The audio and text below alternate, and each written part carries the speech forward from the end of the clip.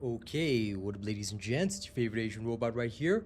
Hopefully, your favorite official content creator for the First Descendant, and today we are here to talk about the male descendants in the game. Alright, so we're going to have a little bit of a poll today, a little bit of a discussion. Alright, and we'll also introduce a very funny and interesting mechanic. Alright, this is an unbelievable goal, but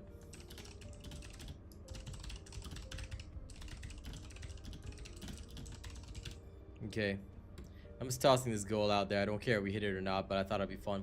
I'll actually bother to buy Sharon's Evo skin if we ever hit it. That being said, let's get started. We're going to create a little poll here. Oh, and we're supposed to go live on TikTok as well. There we go. Let's go live there. All right. All the lives working.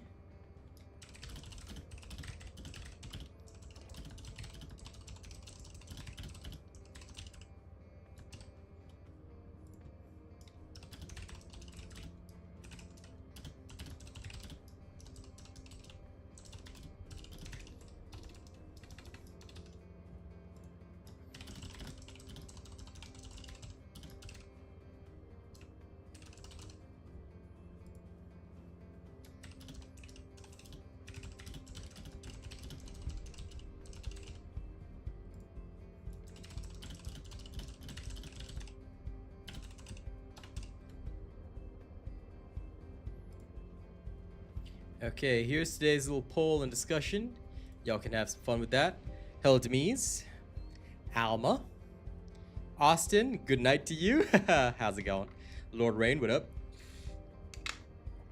Okay, let me just tell people that we're live and tweet and all that, and we'll get started straight away, yeah? I've already put up the poll today, so that should be good. It's good. It's good. It's good.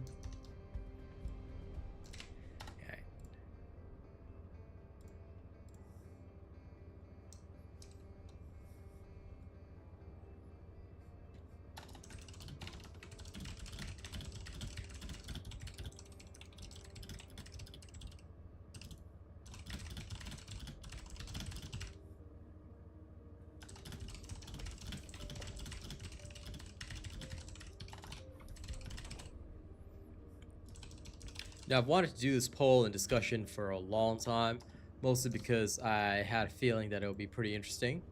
And because a lot of people have been talking about getting buffs for the dudes, but, you know, I'm just curious. Curious.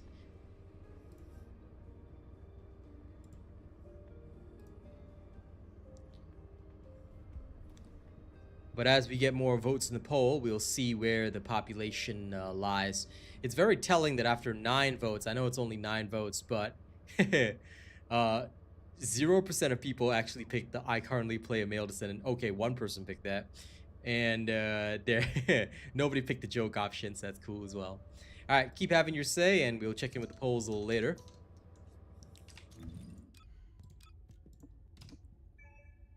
It's time for Officer Buns. Officer Buns of the Funds. Hey, Brandon.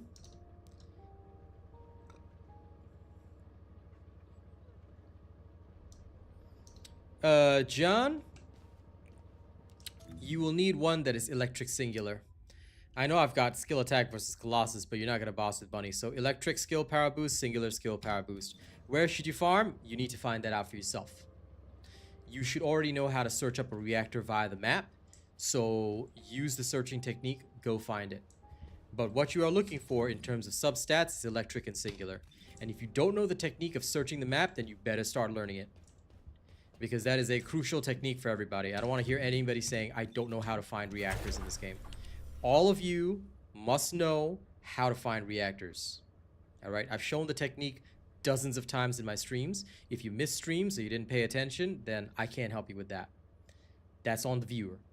Alright, so what I will tell you is that. Okay, let me go prep for this. I don't think I need to bother with that. Chill, MP, speed. Okay, tuning is fine. These are fine. All right, we'll open today with not normal mode. We're gonna open today with some Void Vessel. Let's go.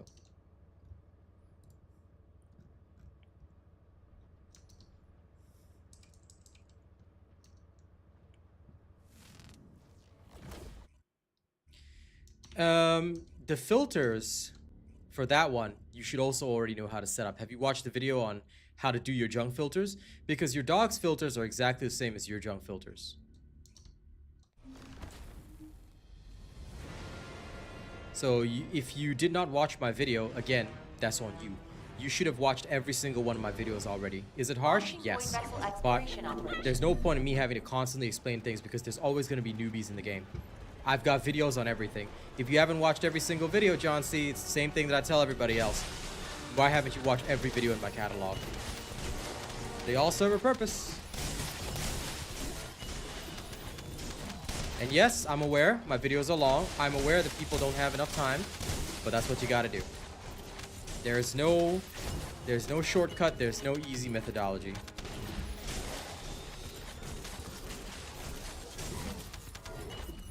People think I'm joking when I say watch every single one. I actually mean it.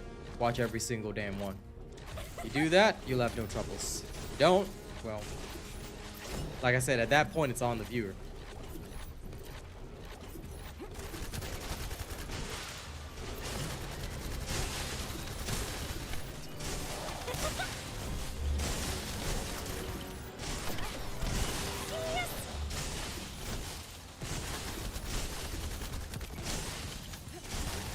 There's a 99% chance that I always have, especially for crucial things like dismantling filters, all that kind of stuff. Usually when these new systems are introduced into the game, I will always make a video on them.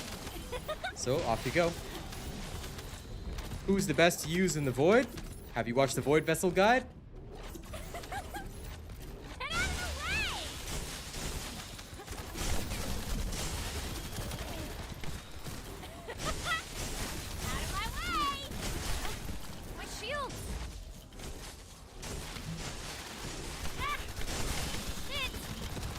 Well, you can just learn and play the game, but in that case, I'll just throw the question back at you. Then why are you here? If you can just learn by playing the game, why are you here? Right?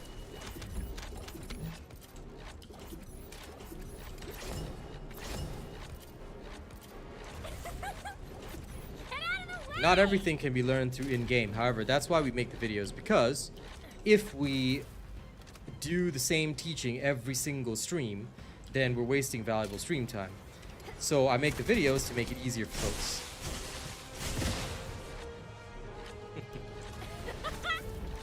I'm not gonna give you a direct response, John, because quite frankly, you need to check the videos. I don't allow people to take shortcuts, and there's a very good reason for that. Like I've explained dozens of times over, you know, it's very important that people watch these videos, all right, and learn through the videos because the explanations that you need are already done. If I have to re-explain it every single time in every single stream, then it's worse for you guys. You see? That's why I just tell people, just watch the videos, because we make the videos so that you don't have to ask the questions. So that you can have all the knowledge at your fingertips and disposal.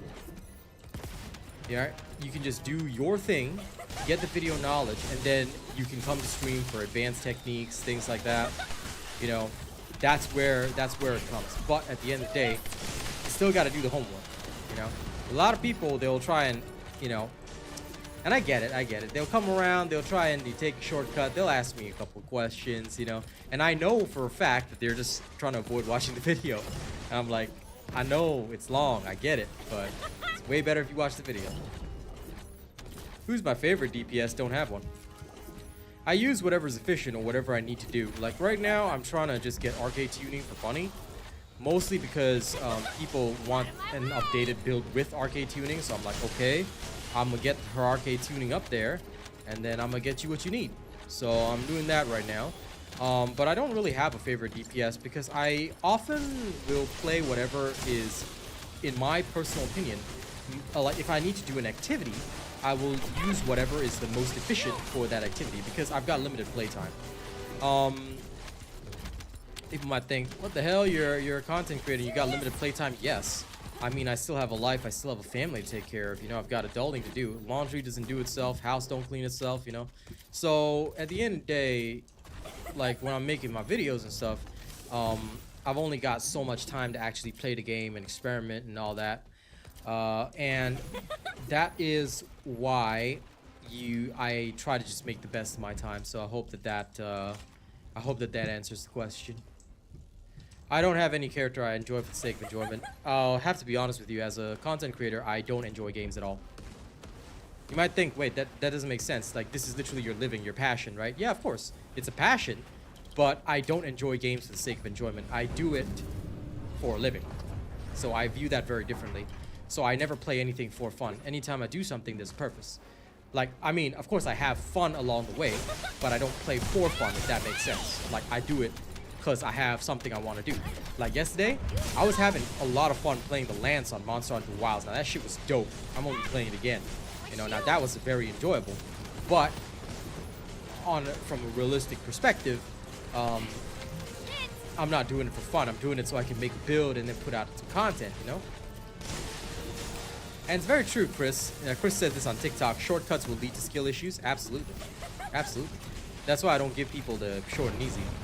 I mean, I know it doesn't sound great sometimes, but at the end of the day, I genuinely believe in my teaching style, because I think it really helps. It is more like a job, you know, but it's okay. I mean, like, look, I don't have any regrets or problems with it. I like it. You know, it's just that you got to have a different mindset when it's your job as well. Like, if you're making a living off it, you got to have a very different mindset.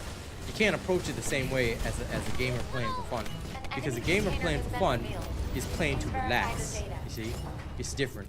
But for me, I'm doing it to make the next bit of content, to make the next video. So I have to have a purpose in my mind. That being said, I'm also customer oriented. So when I think about content, I think of it from the perspective of what do my viewers want to see and what are they going to need, you know? Something like that.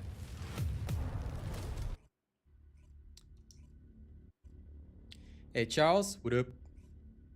Lewis, good to see you.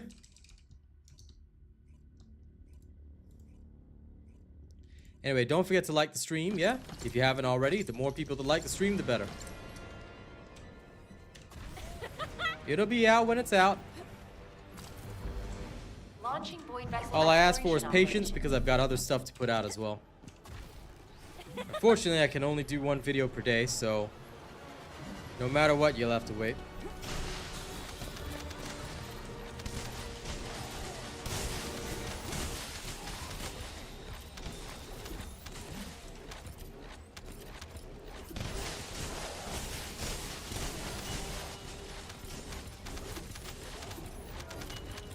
Next, a little bit better. Thanks for asking, Kenny. I'm probably gonna get back to exercising today. I don't like to take too many days off. I already took one day off yesterday. That was not the plan. So, got another nice little plaster on it. Felt a lot better yesterday. So, I'm sure it'll feel even better today.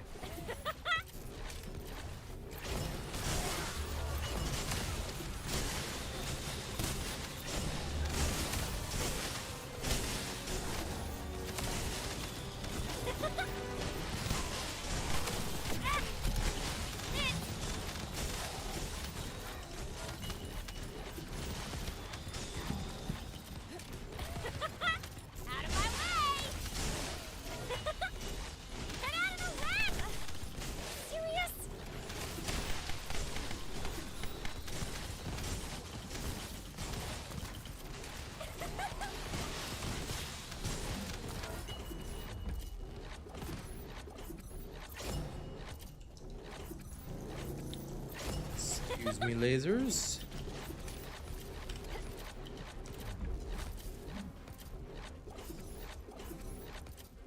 No problem, Paul. Just here to help.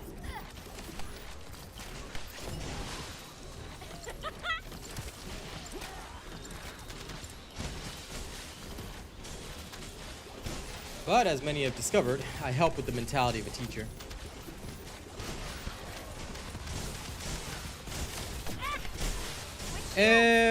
What FPS did you test on, Bear? Because I can absolutely guarantee you I've tested up to 2000 RPM. Well, I managed to get 1800, and there were no problems, but I'm playing on 120 FPS.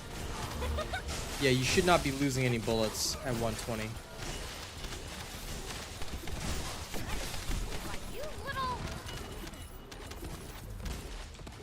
You could, even if you set it to 120, right, you may actually be losing frames, just an FYI. I know this because I stream and play the game at the same time, and if I use an FPS tracker, I do dip below. So even if you set the frames to 120, just be aware that you may be dipping frames, depending on where you're at, what you're doing. So you might actually see ghost bullets, even though they should not be happening anymore. So there should not be any more ghost bullets. However, frame rates do affect DPS, so just be aware of that. You would need an actual frame rate tracker to see if you're losing any frames at all, unfortunately. But there should not be any more ghost bullets up to about 1800. So if you go slightly beyond that, you might see a little bit, like you mentioned already, but it really shouldn't be the case. That being said, the issue is more or less fixed, yeah.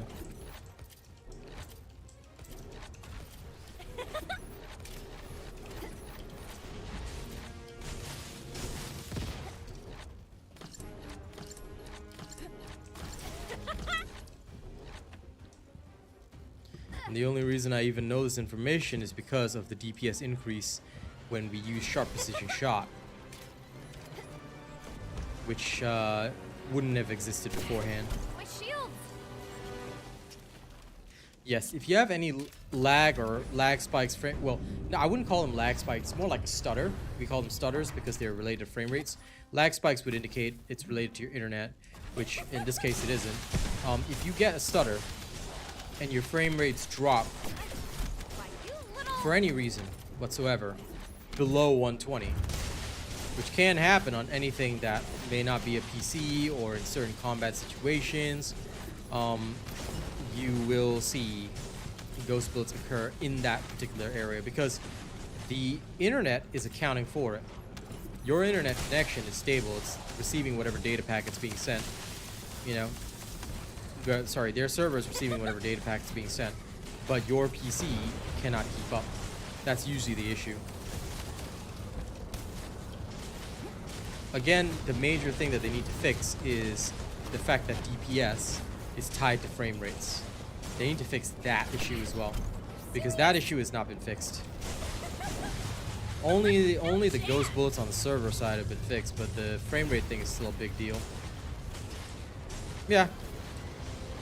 Ines will always cause major frame rate drops. That's a no matter what. Same with Freyna. Freyna and even Bunny to an extent, they still cause massive frame rate drops.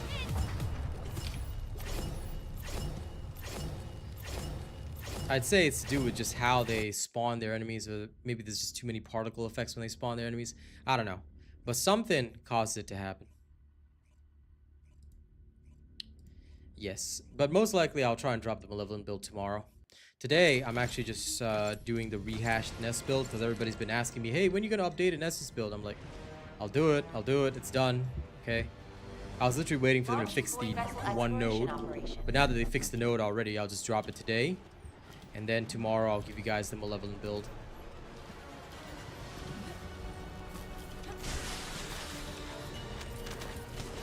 I was gonna get some last minute practice and testing in today as well.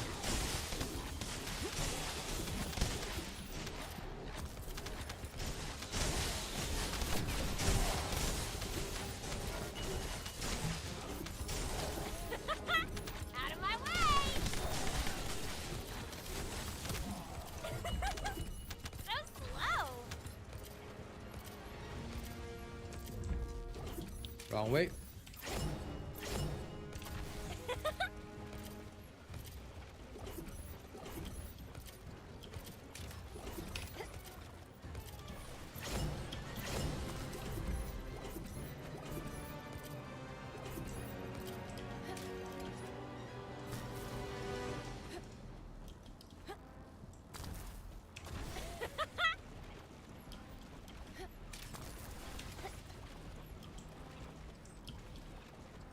No!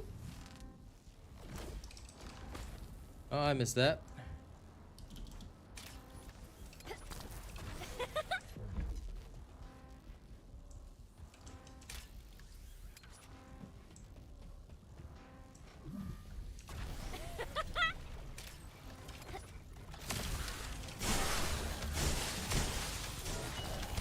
Double no!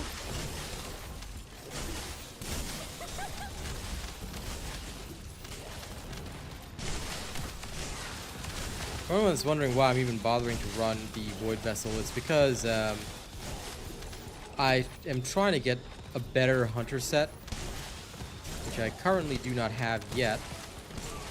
And it's murder on my mind. Yeah, you can do that. Excuse me.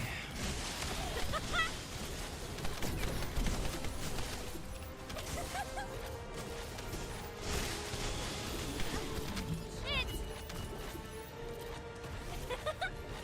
Get out of the way! Why you For me, I'm okay to empower her with the run speed. out of my way! Sorry, with the speed of light. Because I wanted to leave one of the slots for grapple hooking. And I was too lazy to change the other one. So I was like, okay, there we go. A lot of people are using the Enduring Legacy as a speed stick. But I'm sort of leaving mine combat ready. Just in case. My shield!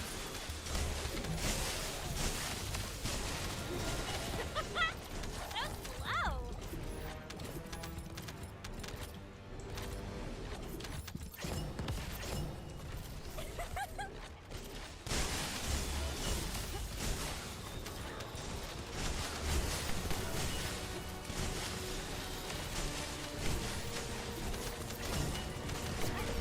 Why you little... Plus, I like having the old Flunny still available. My shield! Yeah, I mean, you'll be able to do it with any character if you do that. Because all characters have the same sprint speed. So if you were to put 3 sprint cores, realistically, you can get almost any character to maximum speed if you really wanted to.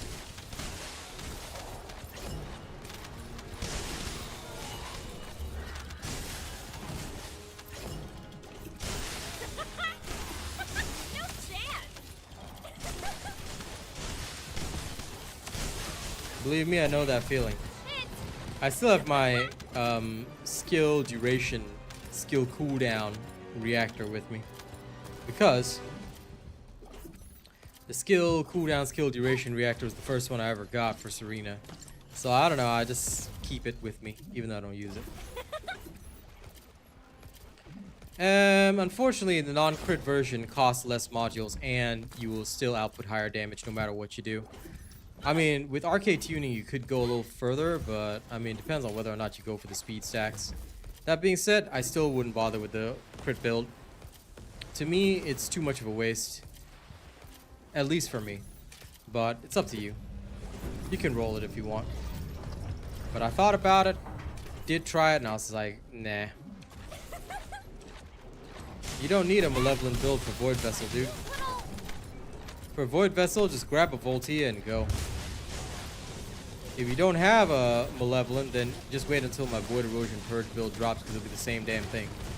You don't need a special build for Void Erosion, sorry, for the Void Vessel, because the Void Vessel is such weak content. It's like literally so easy you could do it with any character. I mean, hell, I'm just clearing it with Bunny. So, only thing you really need is a Voltia.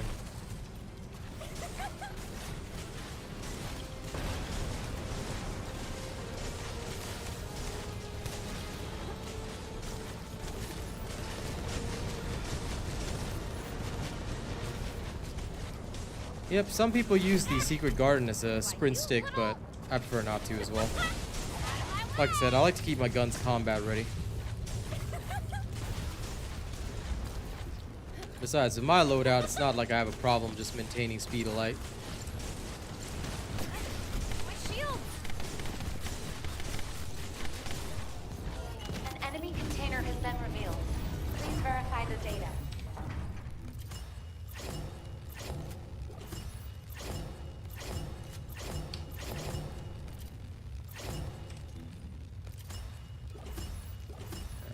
Range-wise, not yet. Not yet.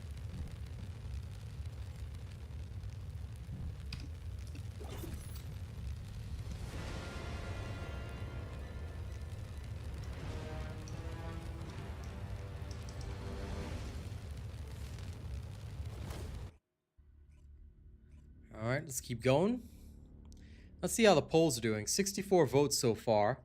Only 6% of people say they currently play a Male Descendant. 26% don't play any Male Descendants. 11% chose the joke response. Those 6 people, lol. And 57% of players want Male Descendants buffs. Good. For, gotta be very specific. Erosion, you wait. I'll have it out. But like I said, I'm only doing 1 video per day, so you just gotta be patient. It'll be out when it's out.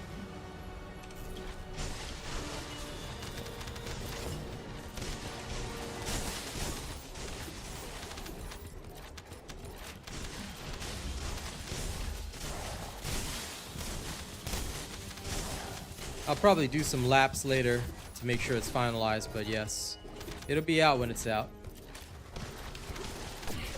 Why, you little... No, 1,300 is max. No matter how hard and how fast you go, you cannot exceed 1,300.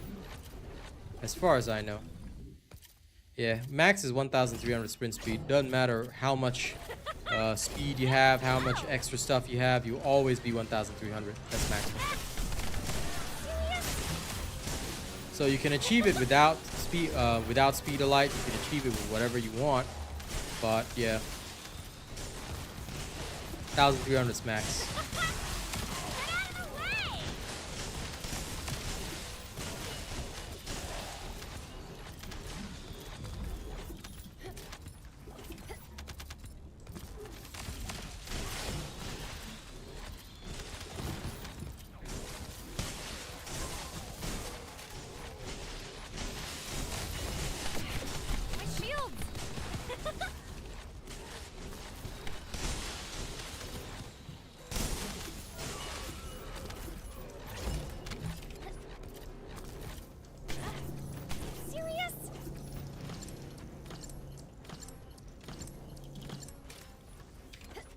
And again, there's another reason why I don't go for the stat stick approach. It's because there's a lot of stuff where you won't be able to use your stat stick. I mean, it's a cool gimmick, but just be aware that where you've got to have Voltia, unless you want to be swapping weapons the entire run, it's not very wise. So for that reason, I choose not to use the stat stick. I mean, you can, and it's a damn cool gimmick. I'm not gonna lie about that. It's always awesome whenever I see people doing that. But just be aware of the cost. For me, it's much more efficient not to have one. Like, I do have an Enduring Legacy to reach max speed with Speed of Light, but like I said, I just put one speed core in, and the rest are for utility. Like, I've got my grappling hook core and the rest, so it works really good.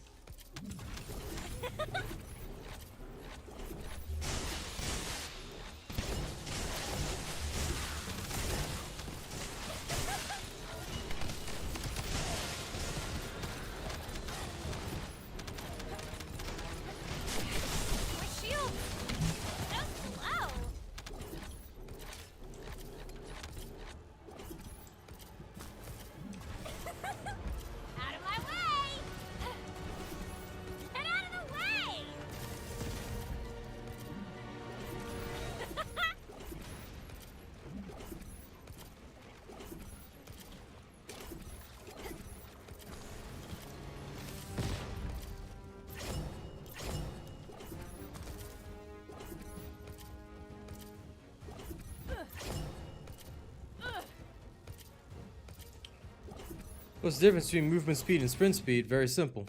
Movement speed is when you're not sprinting. Sprint speed is when you're sprinting. That's it. So, any action that you take while sprinting will default to movement speed. If you're, for example, when you try and aim, you can't sprint and aim. Like, if I'm aiming, I can't sprint. So this is my movement speed. You have a specific speed while aiming. You have a specific speed while your weapon is hip firing. This is your movement speed. All right. When you're running around without using sprint, that's your normal default movement speed. Sprint speed is whenever you're sprinting.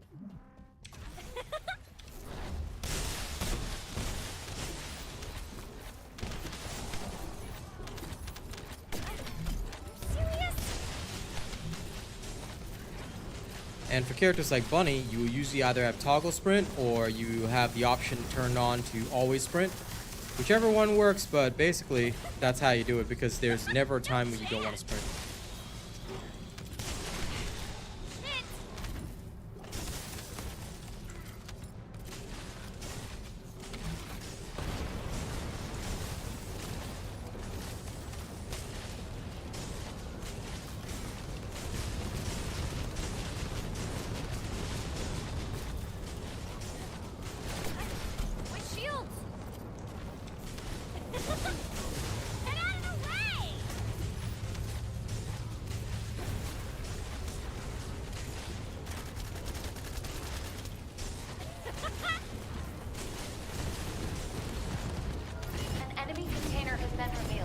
Hello, Osprey.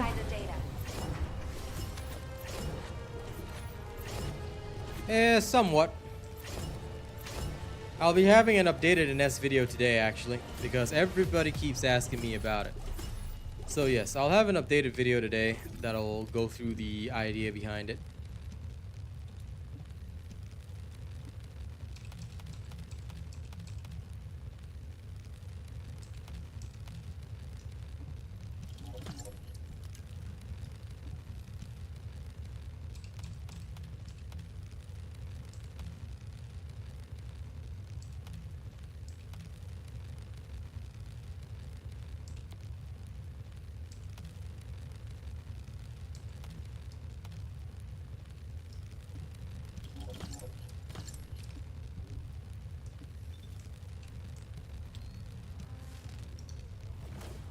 Alright, back to town for now. Don't forget to keep liking and sharing the stream, yeah? As we always do.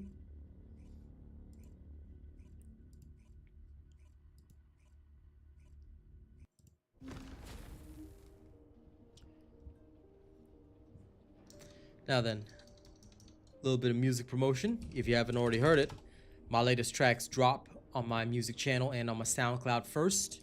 So if y'all don't want to miss all the releases this weekend, make sure to check them out, yeah? Alright, let's carry on.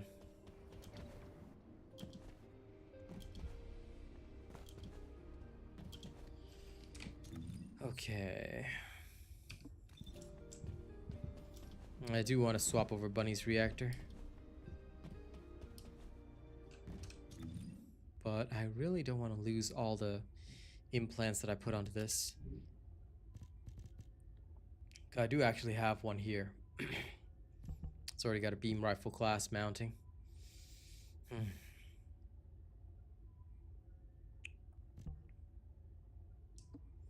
guess I could transfer over a machine gun mounting if I really wanted to. But I'll worry about that in a while. We're heading out to the Sigma sector now, so I can do a little bit of Sigma work on her arcade tuning board. Almost there.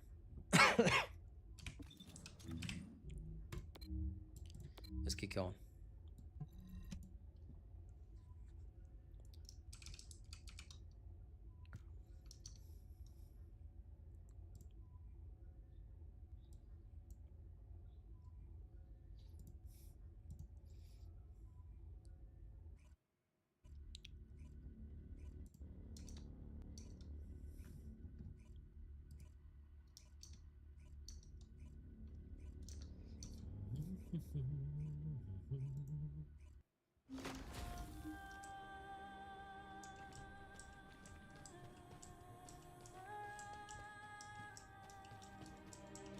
This is Hound Action, reporting extreme concentrations of void energy within the operation zone.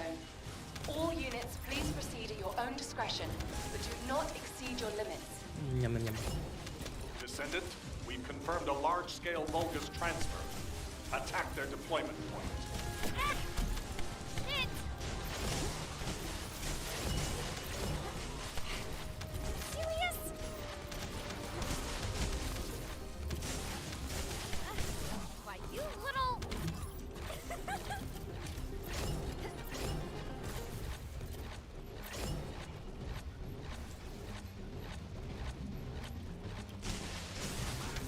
Nah, no thanks. I'm buying inventory space.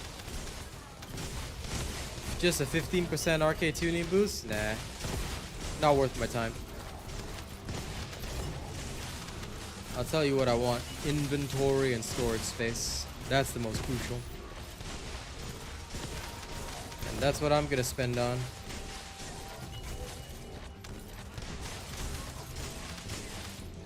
Wide-range shaping charge drop complete. Begin the void energy purification operation. Descendant, find the detonator with your arcade. Then activate the remote detonation device. No chance!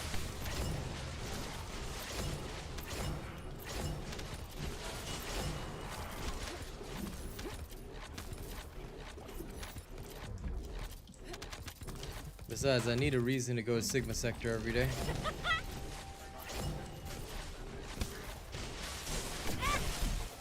shield!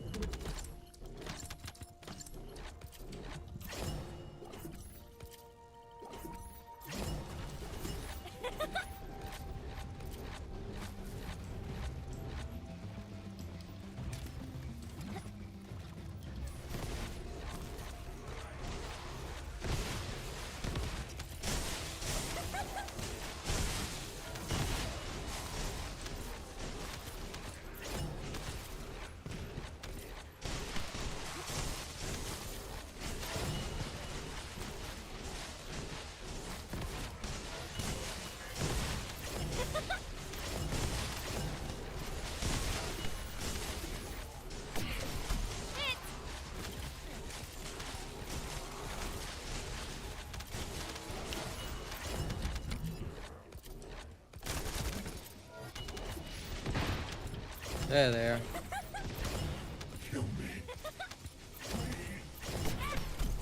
Why, you little...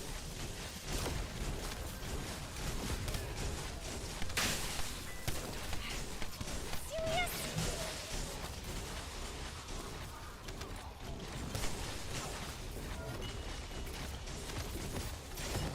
Of course, it's new content.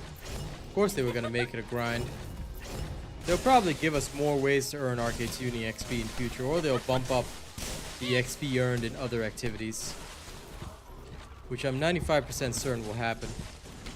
Though it probably will be a few weeks out down the line, not so soon. My shield! Is there any reason to keep purple guns after you master rank them? Currently, no. As the weapon cores especially differentiate the purples from the gold, so I don't even know, Requesting like, transport support. I only keep certain ones that I just have because I know that they exist and they may come in handy down the line, but yeah, for the most part, I would say that there's no reason to actually keep them. If I'm completely honest. I just have them in case. Sometimes I keep them just so that I can transfer them to new ultimate weapons, you know? Whenever I want to. For which one, Leaf? You talking for Bunny's build? Yeah, I'm still using the 400%. There's still the same 400% farming build. Nothing much has changed. FYI, guys, don't forget to like the stream.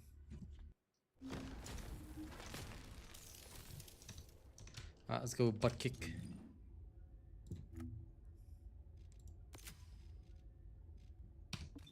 Okay, 4 more points.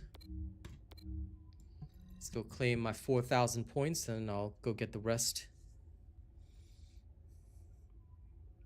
I don't ever look at those kinds of things, Richard. I just say I use whichever one is appropriate for the situation.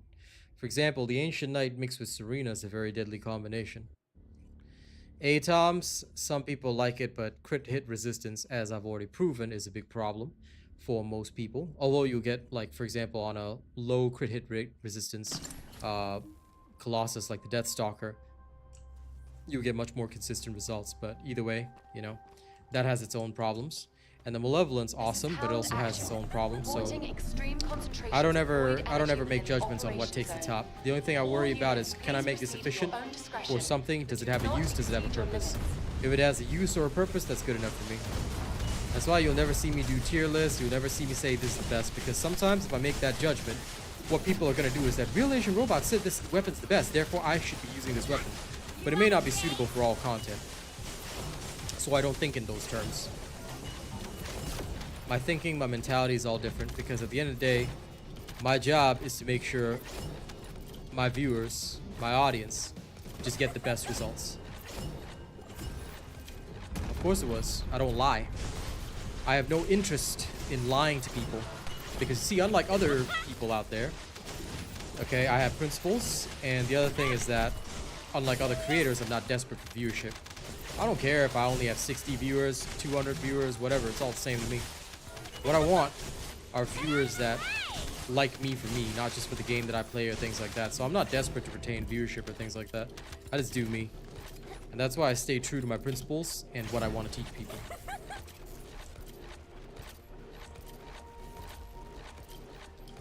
Exactly why I don't make those judgments. So we've come full circle. That's why I'll never tell you, I think this gun takes the top. Because the second I say that, there's going to be some guy out there that'll say, but RealAsianRobot on stream XYZ said this about this gun, therefore it must be the best. But game doesn't really work that way. There's no game that works that way. I'll give you an example. I'm a bow main in Monster Hunter Wilds, right? I played the Lance for the first time yesterday. Oh my god, I fell in love with what the Lance can do, you know? Am I still a bow main? Yes. But do I think the Lance is now badass? Hell yeah. I just never saw a good Lance user before. Most Lance users were absolute garbage, actually, but if you could deflect and parry every single attack, oh, the payback hits are so good. So it's like, you know, it's kind of like that. Also, not everything suits every single person. You gotta figure out whether it jammed through style or not. Even back in the day when the Enduring Legacy was the king, where there was a clear winner, i.e. the Enduring Legacy, there would still be people who preferred Greg's over the Enduring Legacy. They just couldn't get behind the machine gun idea. So they preferred the tac rifle where they could spam. I mean, the DPS count was roughly the same anyway, but still, preference accounts for efficiency as well. In S, yes, roughly the same. Because if the only thing you're probably going to change on an S is the range mod, all right, and the crit mods. That's about it. This is so you don't overcap at 100. But yeah, I haven't added a single new catalyst to an S.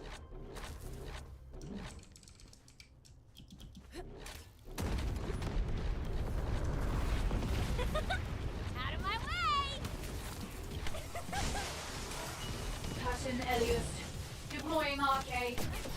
I am the original.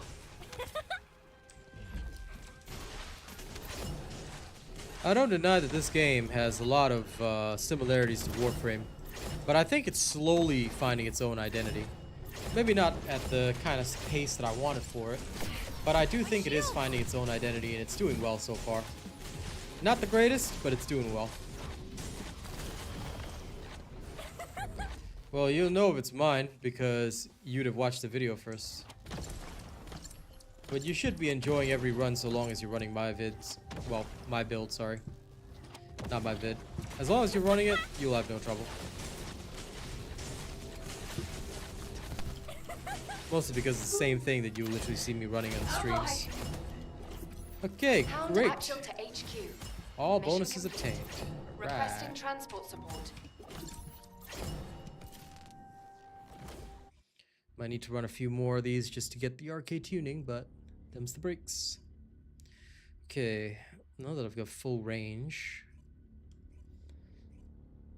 let me see how much range I'm gonna lose if I take out maximize, because that would be the most important thing for most of these. If I'm just barely off the edge, that should be fine. Okay, here we go.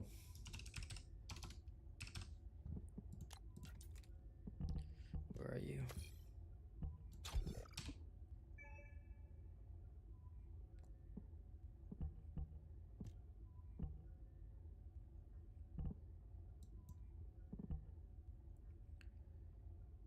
Okay, great. So it's 20.6. That's beautiful. I can live with 20.6. Okay, dig it. Because the max range is 21 anyway. Nah, Valdele. PvP would not be perfect here. Anyone that asks for PvP here gets disrespected straight away. And let's be frank, the only reason people want PvP in a PvE game is because they can't handle real PvP. Let's be honest about that. Alright, if you could handle real PvP, you'd be playing a proper PvP game and absolutely smoking it. FYI, I'm Celestial in Marvel Rivals. I'll be going for Eternity next season. So,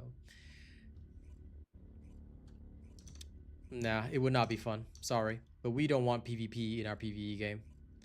Anyone that thinks it'd be fun, listen, play a real PvP game. Show me that you can get to the highest possible rank. If you can't, you got no right to ask for PvP in this game. That's how I feel.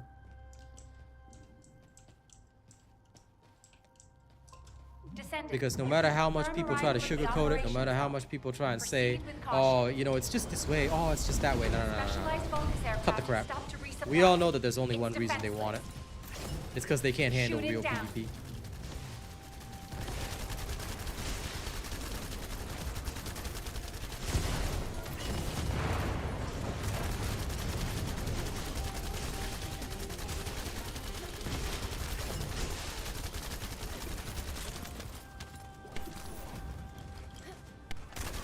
Exactly, PvP would be light here. So basically, what you want is to introduce balancing problems to the game, because trying to balance for PvE, they already have a problem. You want to add PvP to that, that's another balancing requirement for devs. And then you'll have people who basically have progressed through the game so much that they'd have an advantage over new players. That's not fair. That's why PvP games are cleanly separated. A lot of PvP games, well, with the exception of COD and a few others, they try not to have progression-based elements that sway what a character can do. Every character has to be on the same starting line. Therefore, of course, there's a skill and experience difference between those that are at the high end versus the low end, but there's no permanent advantage. Yet a character that is fully decked out here would have an advantage over a character that isn't. So it's wrong. It's like I said, Ruthie, the only people that want PvP in this game are just garbage tier players who can't PvP for real. That's the be all and end all. So I don't respect them. The second somebody talks about it, I know that they just can't handle real PvP. If they can, come back to me, like I've said it, and I will say it with a straight face every single time. Unless you're Eternity rank in Marvel Rivals or the equivalent in other games, don't talk PvP with me here.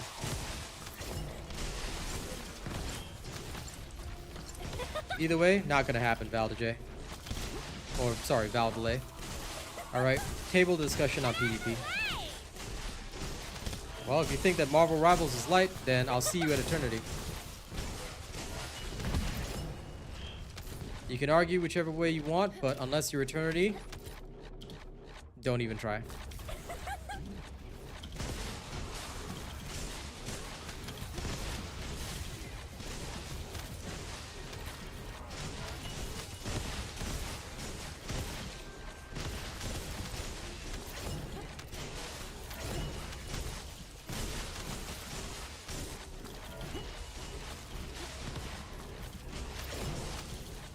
You literally just said Marvel Rivals is light, though.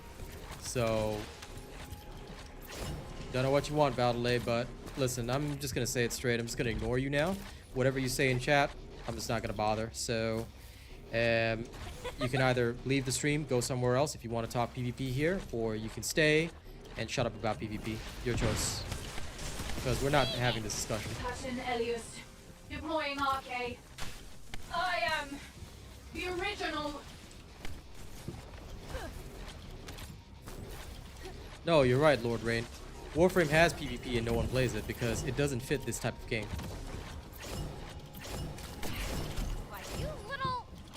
At the end of the day, the only people who want it, like I said, are garbage. They'll come up with dozens of arguments to try and make themselves feel better, but at the end of the day, they'll never be able to ever get to any kind of rank in PvP. They know they can't handle it, so all they want PvP in this game for is to bully others. For literally no reason. And it's sad. It's sad because if they could do anything, they would be at a high rank. Oh my. Mission complete. But we all know they All can't, units so no proceed point. to transport location. You try and talk with Great them, work try and out engage there. with them, they're just gonna be dicks about it. They're just gonna be absolute idiots about it. I mean, homie's still trying, but like I said, I'm just gonna ignore him. Because there's no point in even having a discussion or talking with these people. They won't see sense. They don't see logic. They don't want to have a discussion. They want their way. So it's not gonna happen. I just pretend they don't exist. Don't engage with them. They can find the door by themselves, pretty much. This is And hey, Hound Fisher, Action. yeah, I'm just leveling up Reporting the extreme arcade tuning concentrations for of Bunny void right now. energy within Hey, the Lana. operation zone. I was trying to get Units, her arcade please tuning up proceed and at your running, own but discretion, Sigma Sector's so but do boring not that I only exceed do a your few limits. runs. So, like, right now I'm just gonna get enough levels for the skill node, and that's it. Then I'm gonna back out and do some other activity.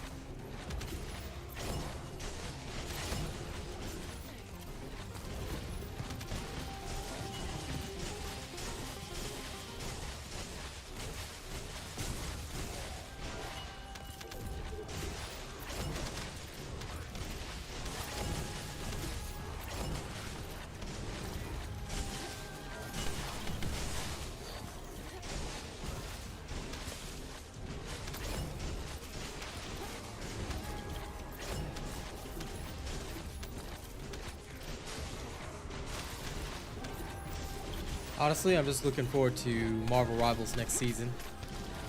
I can't wait. I don't think I'll get to top 500, but I do want to break Celestial. No chance. The day I finally break through Celestial, oh, that'll be the day. Last season, you know, we were joking around. We were already saying, like, I'm never going to get Celestial, and I got Celestial this season. So my next big Arctic challenge receptor, is to actually confirming break signs through of life. Celestial. I don't know if it'll happen next season or the season after, but I'm going for it. I am going straight for eternity.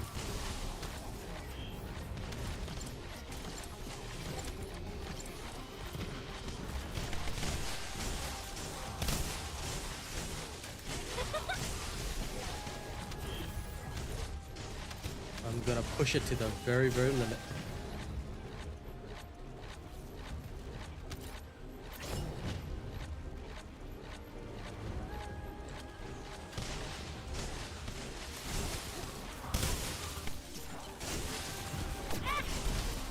Serious?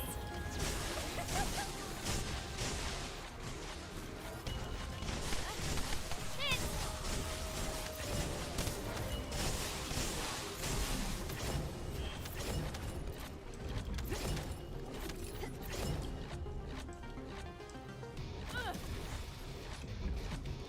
There's a lot of people out there, Piyush, who are basement dwellers and have nothing else to do in their life. And that's actually good for games, FYI. Every game needs its core group of basement dwellers. There'll always be those sorts of people. People who will invest 20, 30 hours per day. I know, there's only 24 hours in a day, but these people put in 30. Yeah. There's always going to be that select group of people. Every game needs that. They are very healthy for the player base. Not because they're always going to be so much better than everybody else, but no, it's because if you don't have those people, then you know a game is dead. So those types of people are a very good and healthy sign for the game. It means the game can hold somebody's attention. It may be a niche group, you know, but as crazy as they are, I respect those nutters. Because without them, I'll tell you, your game is going to die. Every male descendant needs a buff, dude. I'm hoping that all male descendants get a buff because that's what they deserve. Why, you little...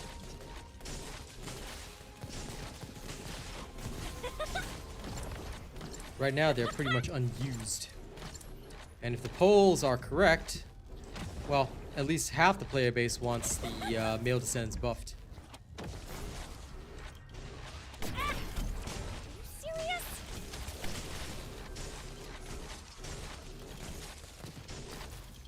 Who am I? Mission complete. Well, if that was your Transporting expectation, now. Song for Justice, See you then soon. why'd you even get back in? Surely you've got some positive expectations, right? Either way, they might, you know, buff him, so we don't know yet. But anyway, with over 100 votes in the poll, only 6% currently play a male descendant, which is like 7 to 8 people right now based on the vote numbers. 53% want the male descendants buffed, and the the other 41% just be straight up joking around, which is hilarious. I like that.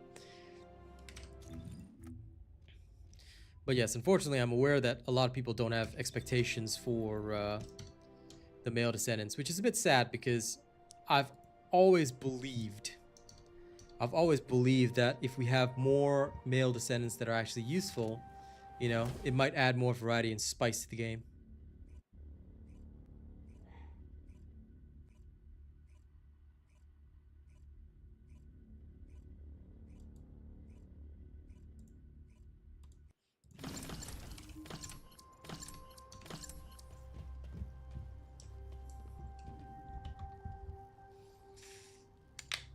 This is Hound Actual to all I get it. personnel. The idea of Void being a storm tank is cool. intensifying.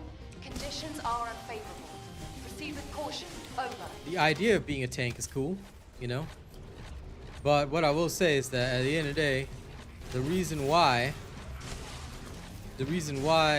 he would just never be that awesome is simple. He's Ajax, man. There's no need for a tank in this game. If there was a need for a tank, you know, then it would be a very different story. I want to see tanks actually have a purpose. Because I'll tell you, playing a tank yesterday in Monster Hunter Wilds is absolutely awesome. Playing the freaking Lance was crazy. You know, they've managed to make tanking so fun. Like being able to counter the monster constantly, all your countering abilities. Oh man, you can truly become a defensive specialist. And there are even tools to help you keep aggro. Here, we don't have tools to keep aggro. We've got nothing else. I mean, we can put up a bubble or a shield, but is it going to hit the shield or is it just going to turn around and hit your friend? That's the problem. The problem, Bear, is that even if they give Blair red mods, I think his base kit needs to be reworked. Because when they gave Sharon red mods, it was cool, right? How many people are using Sharon right now? Oh wait, none. Because everything that you're going to see in Void Erosion Purge is all Serena, Serena, Serena. That's all you're going to see. You're not going to see Sharon or Blair, which is why if they're going to do it, they got to put Blair on the same level. I'm sorry, as silly as it sounds, he's got to be as powerful as Serena. If they're not going to bother giving Blair the same power level, and yes, we all know Serena is horribly overtuned, but if you're not going to give Blair the same overtuning, then what's the point? Literally, what's the point? Because he's just going to be a gimmick for all of 2 weeks. You know, a couple of us YouTubers are going to drop a build on him, but is he actually going to be useful? Hell no. Ezimo is fun, and like the Male Descendants are fun to run, but is that all that we want them for? Fun, not viable? You know, I feel sad about that because it would be nice to have them actually viable.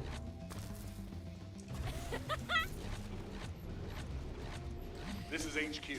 Enemy reinforcements incoming. I think, Song for Justice, that's not actually true.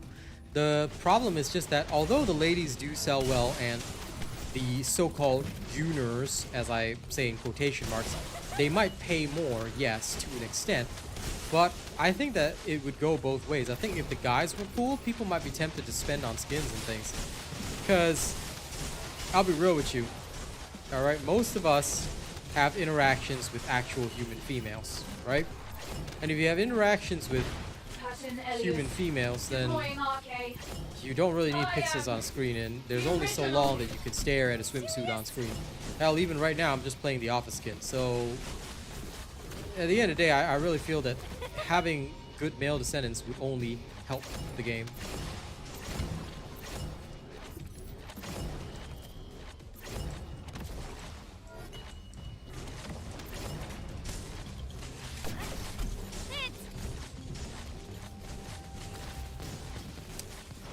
I just feel that like his Q needs massive range, like you said, and also needs to be a projectile. I should be able to launch fireballs at the enemy, then create burning ground where it lands. A good example actually would be to make his fireball the same as what the Rathian or Rathlo shoots in Monster Hunter Wilds, like a big massive fireball, then change his ultimate into a freaking Kamehameha. A fiery Kamehameha beam that absolutely burns through, like kind of like Gravios' beam. I was thinking about it the more I was fighting those monsters. I was like, this kind of kit would fit Blair so well. Like the base kit is just a fire blast, explodes in a massive AoE. Then his ultimate should be charge up, and then he really like does a massive heat beam.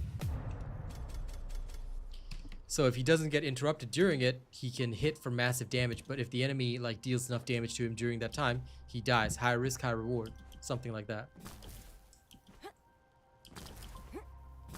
So they don't have to necessarily make him the same, but they need to make him powerful. And it's not like they can't draw ideas from other games, because what's to stop them from giving him Gravios' beam? Anyone who's played Monster Hunter Wilds knows what I'm talking about, but Gravios is a freaking awesome ass heat beam. Like, there is nothing to stop Blair from getting the same heat beam. You know, just melt through a freaking Colossus. That should be the way, you know? Freaking beam that guy to death. Beam that guy to death. And his Q, fire blasts, not just this piddly little area on the ground. No. You see a target in front of you, just boom. I mean, you need to make the skills feel weighty and cool. It needs to feel awesome. Like when I cast, I want to know that something just got blasted and died. You give him that feeling, even if he's not Serena level, he'll still feel great. Descendant, confirm arrival at the operation zone. Proceed with caution. The specialized Vulgus aircraft has stopped to resupply. It's defenseless. Shoot it down.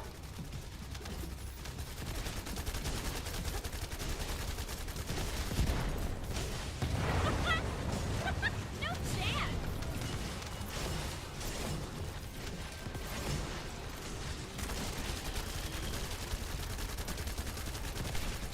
Ah! My shield.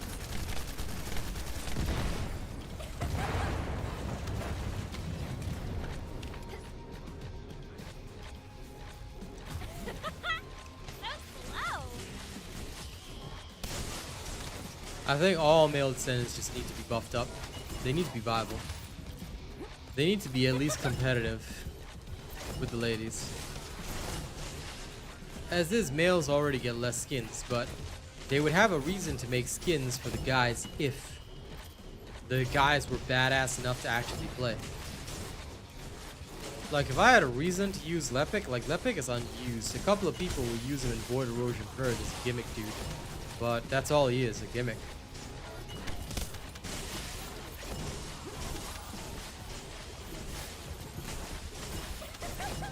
We've detected signs of life inside a nearby RK receptor.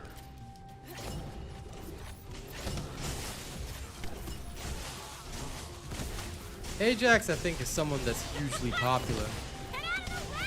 But he will just never see that sort of, like, mainstream use. Until we get to a level whereby, okay, you know, we can actually accept that the males need to be as good as the females. May not necessarily be a module, but or something like that, but at the end of the day, I feel like the base kit of a lot of the male descendants needs to be reworked. Lepic is not good in this mission. He's damn slow. Alright, you'll never be able to overcome Serena's speed, Inessa's speed. You'll never overcome Bunny's speed. So, he's not good. He's not good unless he can compete. And he seriously isn't. Even if you use a max range traction grenade, you're still never going to be able to draw in everybody across the map. Then, on top of that, even if you draw them in, what do you have to fight them with? A piddly little grenade? Bunny can strike more times with a lightning than his grenade ever could, even with maxed out cooldowns. This is the problem.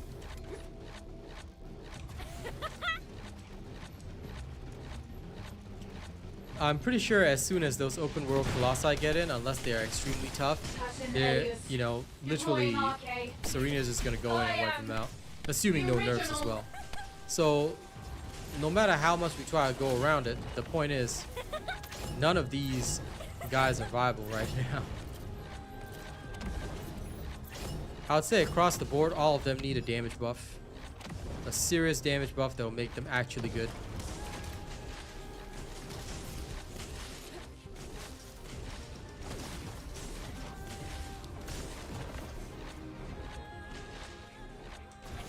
You can disagree all you like, Great Mandalorian. I mean, it's your choice, but you will never overcome a 3-minute clear of this entire mission. Why, you little... Oh my. Mission complete. All units proceed to transport location. Great work out there.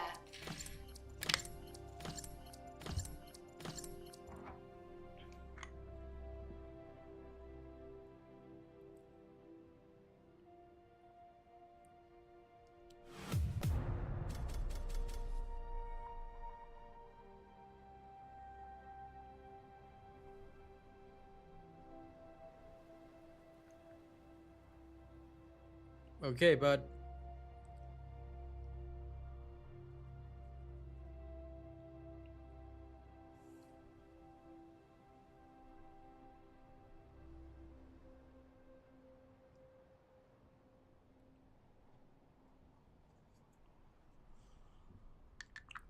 See, that's the problem, Song for Justice. Everything here is a speed run.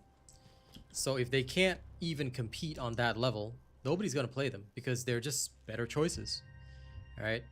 And look, if you believe that you can do it, then you go ahead and do it. I would suggest you make some videos because I'm sure people want content where they can see Male Descendants doing well. Alright?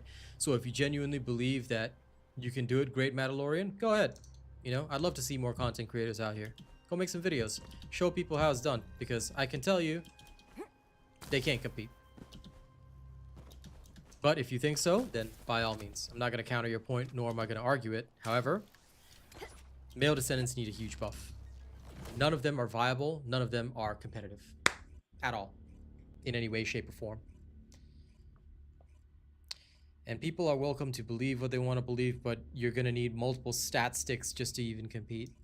You can't get as fast as, say, Bunny or the rest unless you are going to sacrifice one gun to be a pure sprint speed stat stick. Fair enough, okay?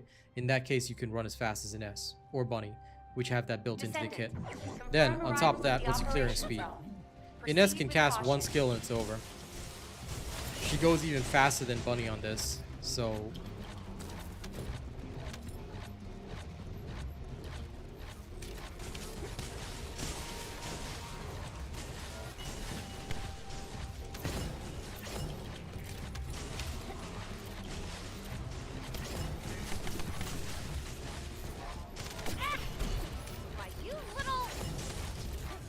Actually, that's not quite true, Goku. Males do sell, and even if you just look at the polls, at least 50% of people want the Male Descendants to be good.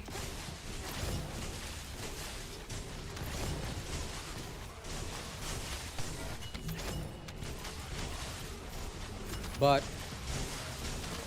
so far, I don't know why the devs have not really looked at the male side of things. The day they made Freyna exceptionally strong in terms of mobbing, they sort of left Blair in the dust.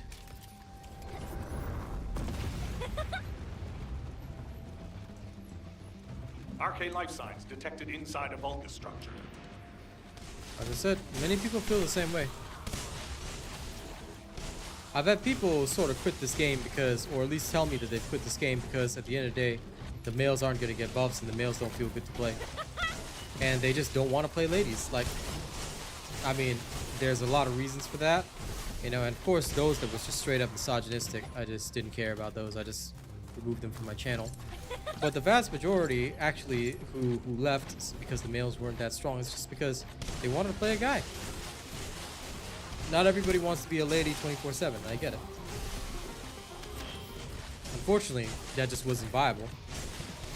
Like, they could not compete on any fundamental level. They were just completely outclassed. If the guys were good, then we would probably see complaints instead of Freyna, Bunny, instead of Ines, we'd probably see complaints about, man, Keelan's wiping everything out so fast. But he doesn't. If you go pound for pound, and I've shown this multiple times, Keelan is about a full minute slower than all the other ladies. Why? Because no matter how fast you go with his skills, he's a lot more limited. His cooldowns are absolute ass compared to Ines and Freyna, FYI. And he has much more trouble in the boss room than either of those characters. Lepik was good in Season 1, that was it. Sorry, in Season 0, because there was no other bosser. As soon as Haley came out, Lepik lost his place. because Haley was so much better, even on like Frostwalker. A lot of people said, "Oh, I still use Lepic for Frostwalker." I'm like, why are you wasting your time? Out of my way! If you build Haley my way, you can literally smoke Frostwalker guaranteed. And that was back when Frostwalker used to be a team-based boss. You know, at most he'd be left on a dot of hit points and you could just finish him off with Enduring Legacy. So this was the big problem.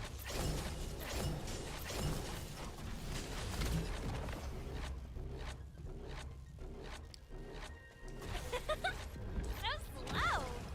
I want the guys to be just as good. I want them to be competitive. If they can compete with the ladies, like, we'd have a lot more variety in this game.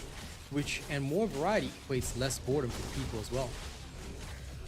Am I looking forward to Ultimate Blair? Yes, but I'm hoping he comes with a rework. Because if he doesn't come with a rework or a buff of some kind, make him competitive. Transport location. I don't want him to be the best in the game, but he needs to be competitive. You can't be lagging a full minute behind the ladies. And no matter what people say, oh, I play for fun or this and that, at the end of the day, we all know that everybody in the world has limited playtime, right? Not everybody has unlimited playtime to play their video games. Even I, as a content creator, have limited playtime. This is the issue. The game, therefore, needs to make it so that they are at least competitive. Like, they can, like, if they're just 10 seconds slower, okay, fine. But if they're a full minute slower, I'm not wasting an extra minute, because in 5 runs, let's say a run takes 5 minutes, right? And then the male takes 6. In 5 runs with the male character, I can play 6 runs with the female. That's more loot at the end of the day, more stuff. And if you've got limited playtime, I'm telling you, you're counting every single second.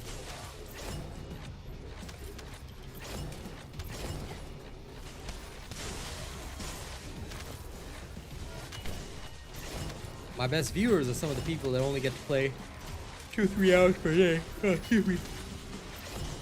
And then if they can only play 2-3 hours per day, they're not gonna waste time. My shield! They'll pick the fastest and best, and off they go.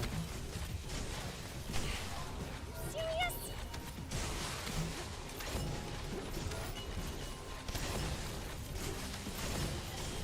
I never feel bad, because at the end of the day, the devs designed this game this way. So I'm just playing the game.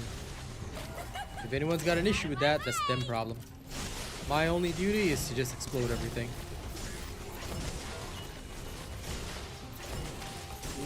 That is not true, Vincent. I think the person who told you that's a freaking moron. Because the only thing that's getting cut is the older console. So PS4, Xbox One. My shield! And if you're still playing on old hardware, you gotta upgrade. Nobody should be playing a game on old hardware. So of course the game is still on console. Get out of the way! Yeah, it's only old gen that's going away. So anyone that says you aren't going to be able to play TFT on console is a freaking moron. Signs of life. Because which kind of person would be stupid enough to scare people like that? No. All games these days are more or less cross-platform, cross-play and all that. You can play on whatever console. But you're going to have to get the latest hardware. In general, that's how gaming's always been. Same with PC. We upgrade roughly every 3 years or so. Yeah. No problem. I'm happy to give good info, Vincent, but in future, please don't listen to freaking morons and stupid people. If you listen to stupid people, you're only going to make yourself stupider. Don't ever waste time with that.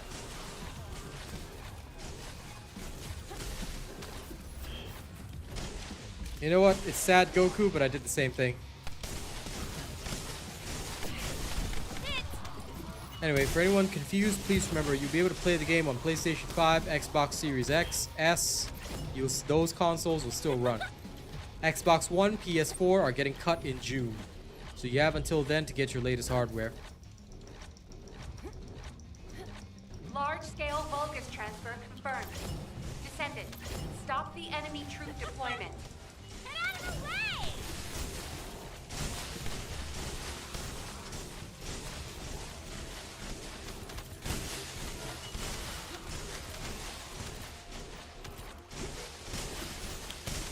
You know, normally I don't comment on other games. I think it's just not a good idea, Hugo, and we really shouldn't.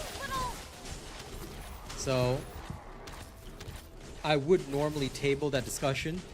But what I will say is that I have kind of noticed the Warframe players are a little bit desperate. I don't know why. Like, this game shouldn't even be on their radar. I don't know why they're so concerned or worried about it.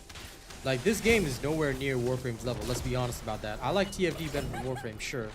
But this game is nowhere near on Warframe's level. I don't know why the Warframe guys are constantly, like, hanging around us. Like, they should be playing their damn game if they like it so much.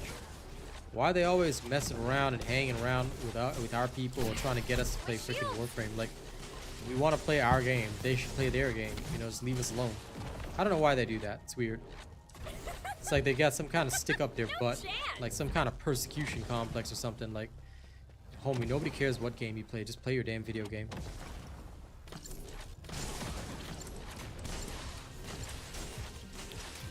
See, that's the thing, Richard. I don't get it either. For me, gaming is an expensive hobby. You know, and I've always said it. Some people say you can't just say stuff like this point blank to people, and I'll say, yes, I will say it point blank to people because it's the truth. I don't care what they think. At the end of the day, you gotta hustle, make money, and buy the latest hardware. If you want to keep gaming, you want to keep playing the best games, you want to keep enjoying yourself while gaming, then you gotta front the cost. You gotta pay. Gotta buy the latest PC, you gotta buy the biggest, you know, baddest ass console. That's how it is. You know, you can choose not to do that, but at that point, it's a personal choice.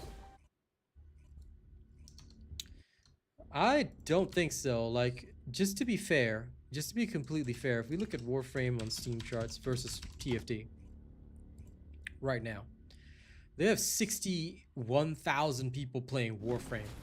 Their concurrent player base and ours peaked yesterday at 13,000. Pound for pound, Warframe has more than 5 times, 6 times our player base. They should not even be bothering with us. We are nothing more than a blip on their radar. And I'll say again, I love TFD. I would never go anywhere else. But we are a tiny speck on their radar. It's not that they're running out of content. They've got a strong, healthy player base. So I don't know why the Warframe people keep bothering us and, you know, annoying us about trying to play Warframe. We're here because we don't want to play Warframe. If we want to play Warframe, we'd be there. End of story. But they're almost like Jehovah's Witnesses. They'll go around knocking on every door trying to convert you. Like, don't do that, dude. It doesn't make me like your game. It makes me hate your game even more because I don't want to be anywhere near players that have to go and convert everybody to their game. Like, let people play what they want. I don't see TFD players going around to everybody saying, hey man, have you tried TFD? Why don't you try some TFD today? Here's a little cookie and a book for free. You know, let me tell you all about TFD. Let me tell you about our Lord and Savior TFD. Nobody does that. We just play our game and enjoy ourselves. You know? So I hope that if anyone is one of those Warframe nerds listening, then please do this. Don't try to convert people to your game. Play your game and have fun. People will naturally be attracted to it.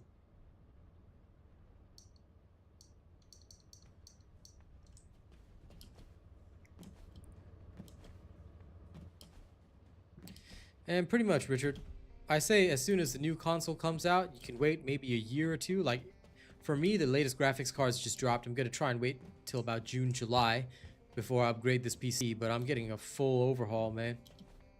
So that's what I'm waiting for, and that's what I'm looking for.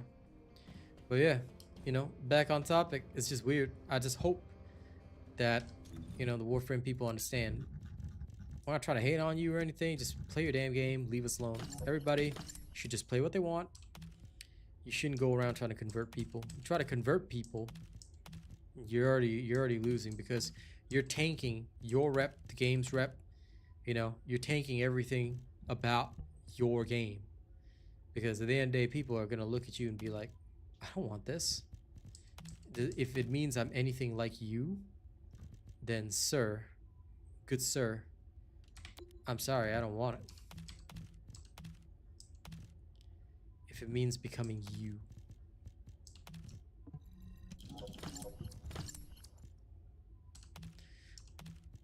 Thankfully, consoles will always be a lot less expensive than PC, which is a damn good thing.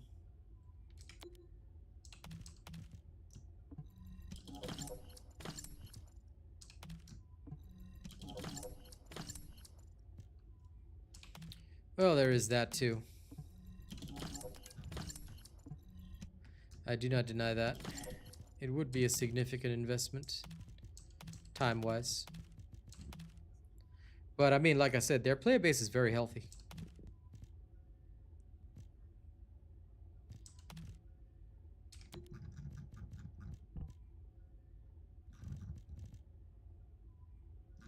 Which is why I find it so strange, you know? I find it strange because it wouldn't even be something I'd be concerned about. Like, the more I think about it, the more I'll just be like, you know, then why bother with us? Yeah, everybody has their own preferences. Everybody can play what they want. That's kind of the crucial key. You just do what you want, play what you want. It's fine, you know? We should all be just leaving each other alone, doing what we want to do. The second you try and force somebody, the second you try and convince somebody, I think you'll just make them not want to try your game or not want to watch your game.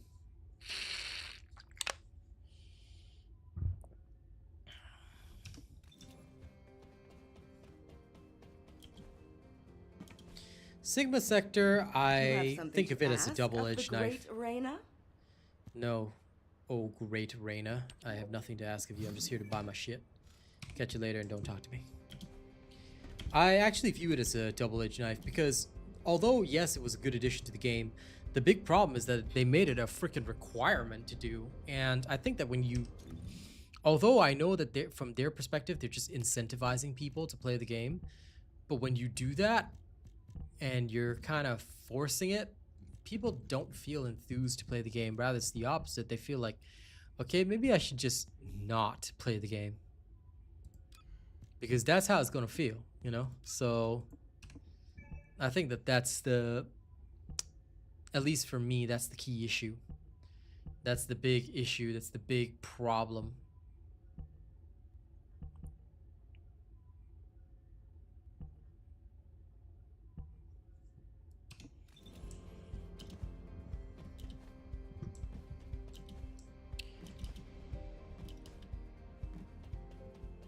That would appear to be the case, and I wouldn't have said that that was true before, but when you see how desperate some of them are, you do kind of start to feel that way, because if they weren't worried, if they weren't concerned, you know, if they had no issues or problems, then they wouldn't do anything at all. They'd just be chilling, you know, having fun, doing their own thing.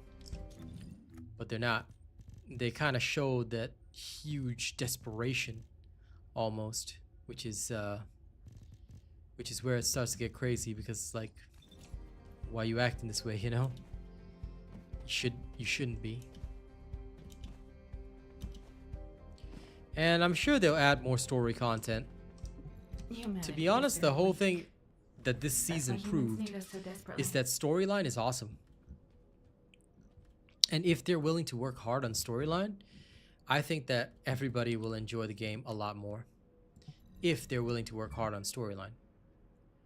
But they have to show that they want to. Right now, I don't think they are. So, it is what it is.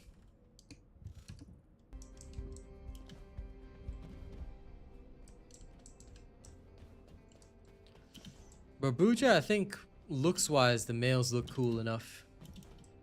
In terms of their base looks. But they would probably benefit from nicer skins.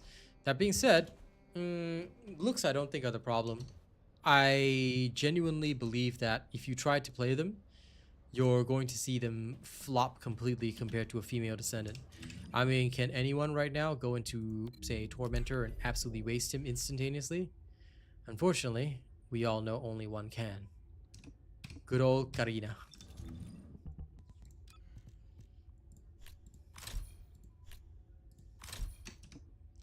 So, not gonna lie, it's a tough one.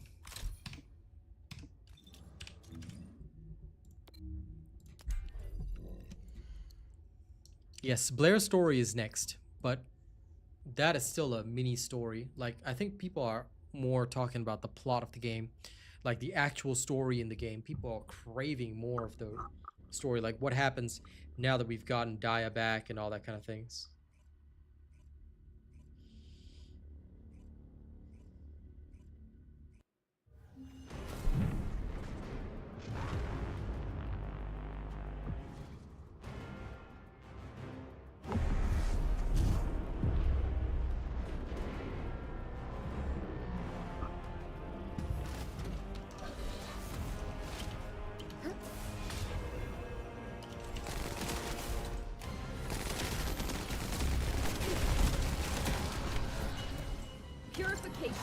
If we kill the big bad guy Corel so soon, there won't be any more storyline, Burbuja. That's a dumb idea. Nah. We gotta go through all the different Vulgus commanders. Corel is only gonna be like the final big boss, maybe in season 15 or something. Finally, we'll kill Corel, and then we'll find out there's another enemy behind Corel, you know? Something like that. How bad do I think Serena will get nerfed? Depends, because look, they haven't even nerfed Ines, yet people were convinced with every update that, oh my god, Ines got nerfed. I'm like, there's been nothing about her nerf, and I've shown on stream she's just as efficient. The nerf is coming in April, yet people were like flipping tables, they were quitting. There has been no nerfs yet. When the nerfs come in, I will literally post a video saying the nerf just happened. The nerf happened to Ines. Check it out. Have I posted that video? No. So obviously it hasn't happened, right? If I don't say it, it doesn't happen. End of story. But people are people. They will always be convinced that it's happened. Ask twice as a monster. That's why I always say, guys, don't be stupid, don't fall for nonsense, don't fall for shenanigans. Unless official people say it, it hasn't happened yet. Look, people have just said April. I don't know when in April. It could be with the Blair update, could be before that. I mean, April's starting soon already, right? So there's no one true answer. So I'm just gonna keep it 300, chill and wait. And when I'm ready, then I will, or rather, sorry, when they're ready, then I'll prepare the video accordingly. But for now, there's no word on this kind of stuff. I will cleanse this place. I think people just want attention.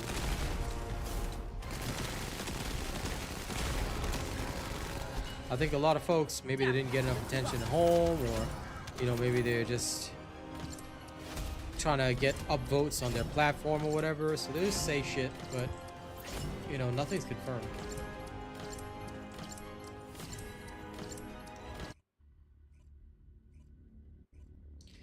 Well, Burbuja, I mean, anyone can make the choice not to play the so-called powerful Descendants. It's a personal choice. But what I will say as well is that at the end of the day, you know,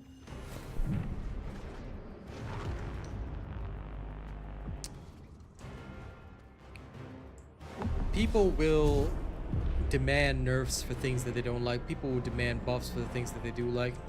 It's just a part of being in a video game, I reckon. So you gotta learn to sift through the garbage and find out, you know, what's the real story. That being said, the problem is that the real story is that, like you said, most of the male descendants need a buff. They're just not competitive right now.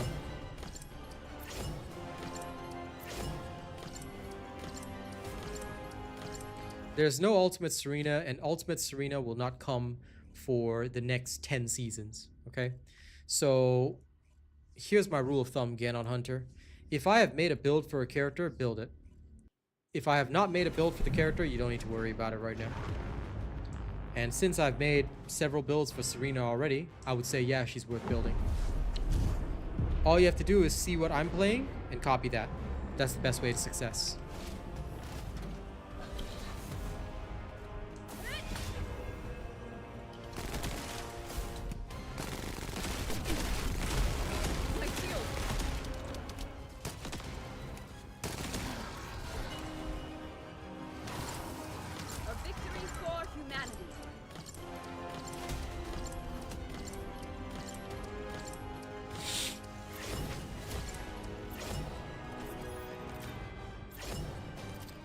Well, Paul, that's how it is. You see, that's why I say for Warframe, quite frankly, I don't normally talk smack about games. Except for Destiny 2, because I really hate Bungie, but I don't normally talk smack about games. That being said, the Warframe players are just showing their ugliest side so far. If they didn't bother us, if they left us alone, it'd be fine. Just play your game. But that's what I hate the most. When you act like it's a religion, yeah, that's a big problem. Never act like it's a religion.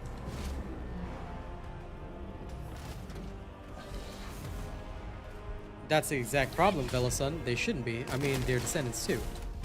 I feel that they deserve their time or opportunity in the spotlight. They just don't get it. I have punished the wicked.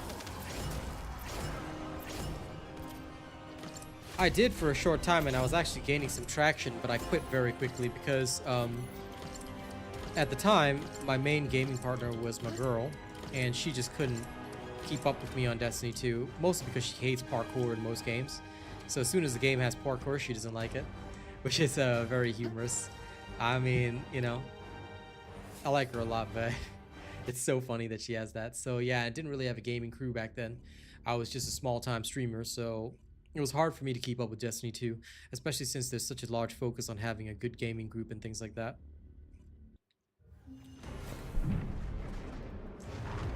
And Ganon Hunter, there's nothing wrong with that, but at the end of the day, never think in terms of I'm investing hard into this character or I should be investing hard into that character. Build a character, finish it in accordance with my build, then move on to the next. And make sure your roster consists of everything that I play. If you see me playing it regularly, it should be in your roster. That's the best way to enjoy the game. I mean, you can choose not to do that, but it's up to you. I have no male descendants that I play, so if I had to pick a favorite, it'll probably be Keelan, and that's only because if I'm lazy to go through the lasers on the Void Vessel, Keelan can dash through. That's it. I play none of the other, like literally I have played none of the other male descendants because there's no point. Every other male descendant is absolutely useless in terms of speedrunning content. So if I want to go fast, there's no point in playing a male.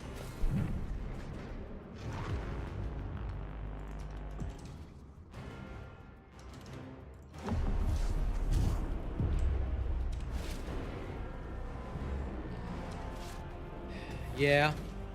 I mean, Keelan looked cool in the cinematics, and that's the whole problem. He looked cool. That was it. That was all he did, just look cool.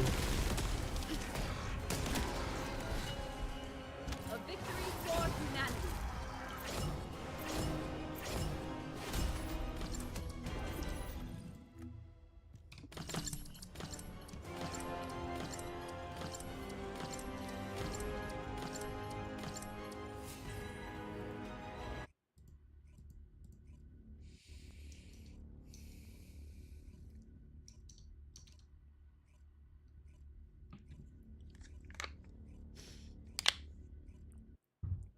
Anyway, it's about time for my music promotion, so if you guys haven't seen it yet, please make sure to check out my music either on SoundCloud or my YouTube channel.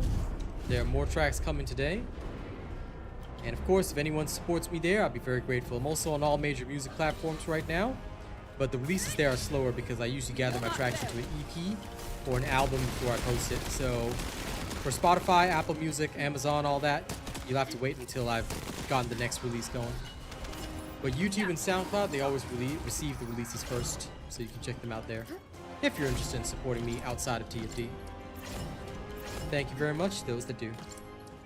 Oh yeah, a lot more metal tracks coming. Metal's my main genre. The first release just happened to be folk because I just wanted to do it. But metal is definitely going to be the most major genre that I do, and the next few EPs and albums are all metal. Every single one is metal. Different kinds of metal, but all metal. As soon as I finish the Fairy Tales one, I'm moving on to the next. And it's pretty sick, I'm not gonna lie. I've already got it in the works. It's really badass. I mean, I might be saying it myself, but you guys will hear it soon enough.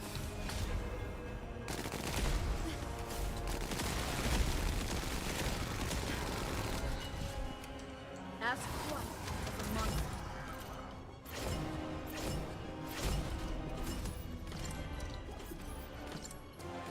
I respect that you beat it solo. That's very cool.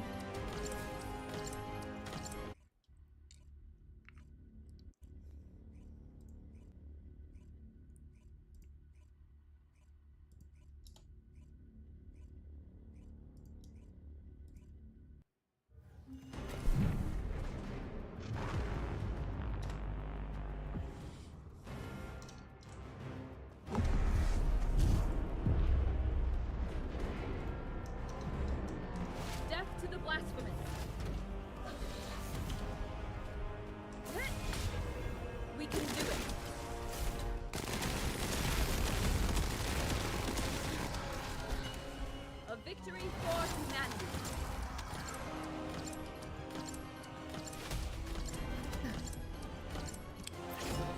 can hope for that.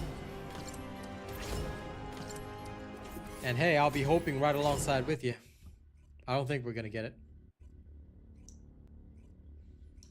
Like I said, y'all can hit my music links. If you don't like it, it's totally okay.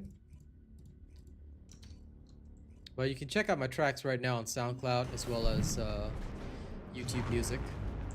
We've got plenty more coming soon.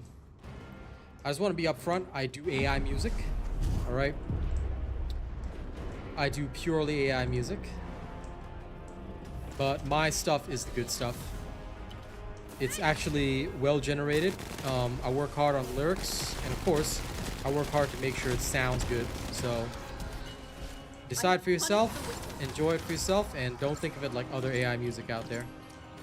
But, I do want to be honest, it is entirely AI.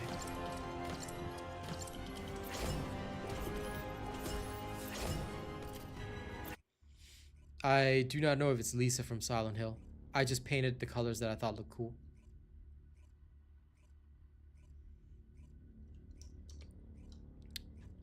I'll be real with you guys. The last time I played Silent Hill was when it had polygons. Alright, so I haven't been a part of that series for a long time. However, I have heard about Silent Hill F and how terrifying it is, so I might be onto that. I might be onto that. Do not fall.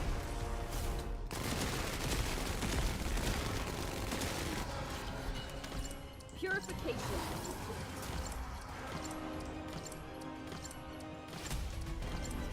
But no, this is just the office outfit.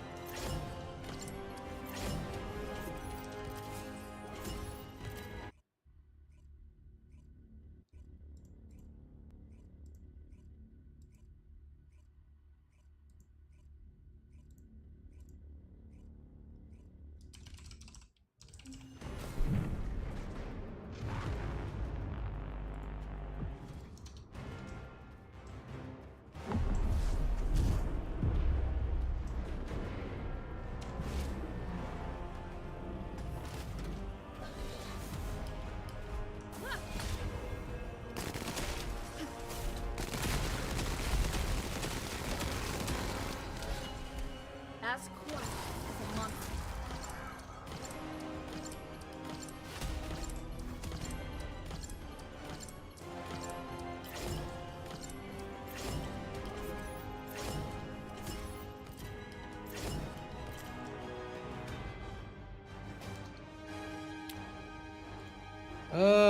Sure, Zico.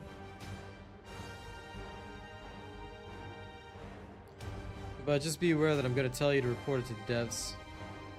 Yeah, I heard it was banned, and that's why I want to play it. Because I know it's going to be absolutely insane. See you later, Hugo.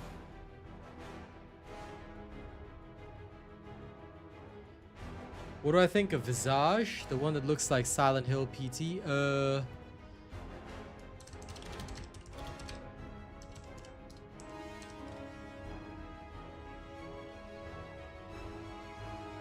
Oh, this one.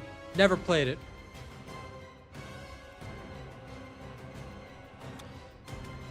Man, if somebody could pay me to play it because it was released in 2020, I would love to actually watch it. I would love to actually play it, but I don't think anyone would pay me to play it now, sadly.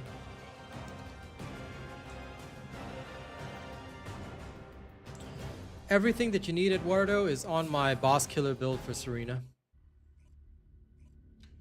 It's all in the video. I'm using the same reinforcements.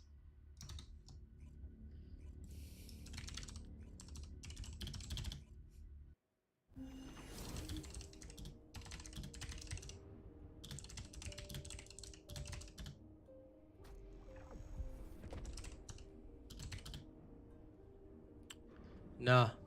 Let me see when it was out.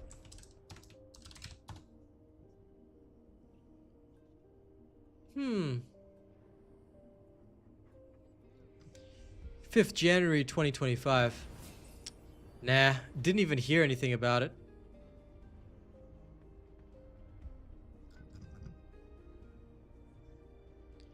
It's cheap, but I would play it if somebody paid me to play it. Like I said, if somebody was willing to sponsor a stream of it, I would play it. I love horror, but no, I've never played this. January 2025, I was working on TFD content.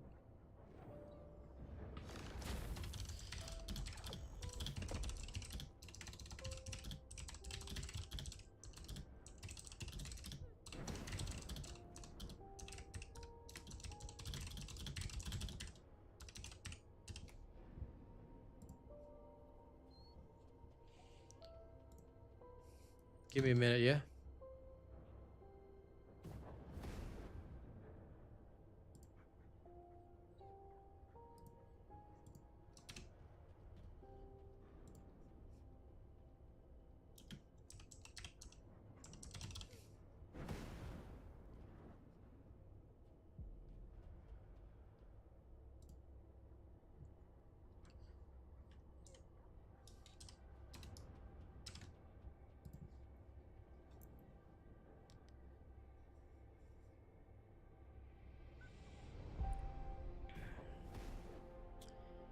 But what's it supposed to do, Zeko?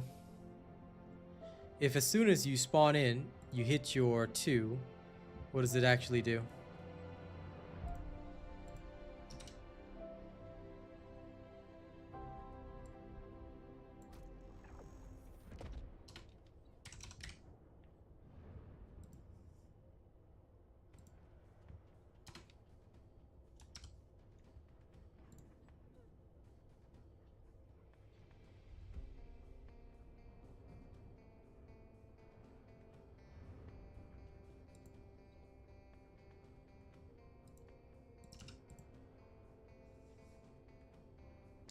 Oh, that bug. Yeah, no. As long as it's already been reported, that's good enough.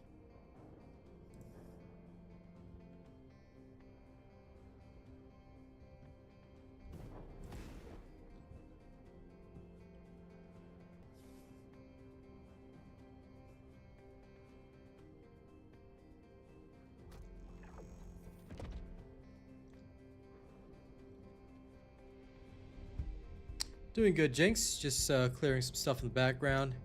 Then I'll be right back to my running.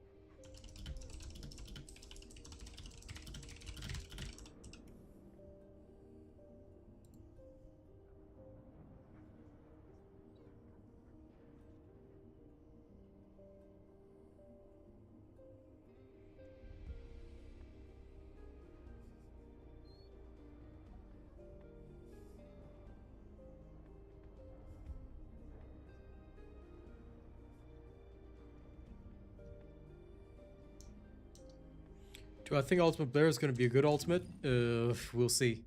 If they buff him so that he's competitive with some of the ladies in the game right now, then absolutely.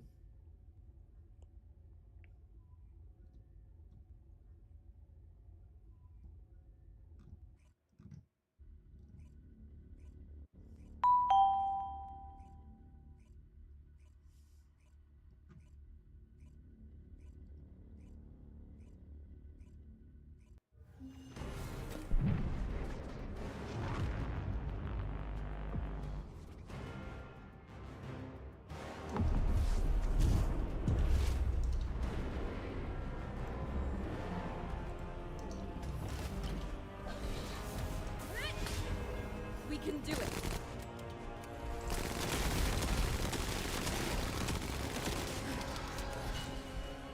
I have punished the wicked.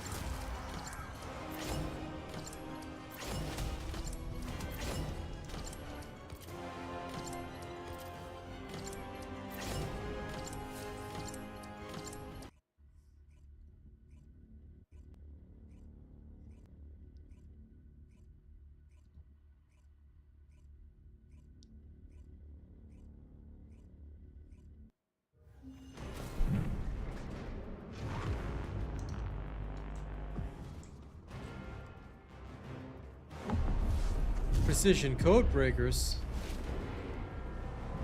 There's no best spot to farm them now. You can try the special operations, but honestly, nobody needs those unless you're very new to the game. If you are, you can also try several of the other locations. Bunny Road has always been favored. So I believe I had an old video on that. You can actually consult that. Let me see if I can pick it up for you. Yep, here we go. It's an old video, but it explains pretty much what you need. Like I said, the only other option that you will find is the special operations, the defense mission.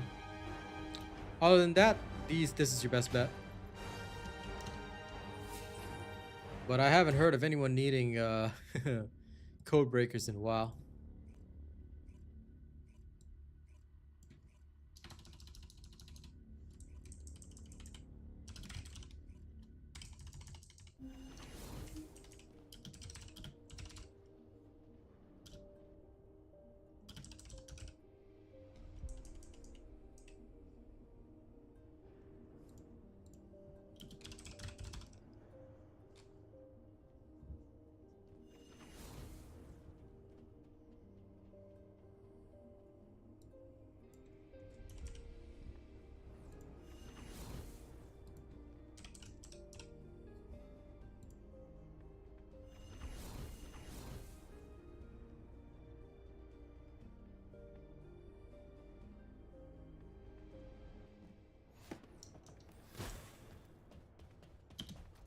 No problem.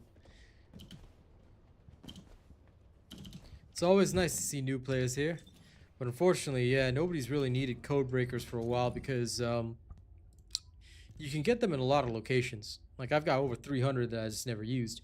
You could get them in 400% as well, things like that. But like for best farming when you're relatively new, the location that's mentioned in that video, as well as the special operations defense missions. Shards. What? You talk about Kyber shards. Okay, most people call this Kyber. You don't call them shards. Shards are different because when you say shards, most people think of these, the void fragment shards. So most people won't call this Kyber shards. Call it Kyber. All right, that way people will understand what you're talking about. You talk shards. Shards are these things. Your organic void shards, polymer void shards, like all this kind of stuff, that's shards. So, yeah. And Owsney, yeah, I do have an old VS build for mobbing. You can take a look at that, see how it runs, but it doesn't have any arcade tuning in it. It's from last season. You can have a look at that to get an idea of how to build it, and then you can do the arcade tuning yourself. The arcade tuning for any mobbing-based character or whatever is roughly going to be this stuff anyway. It'll just be like you'll just change it up based on what you need. So adjust accordingly, all right? But that's basically all you're going to need.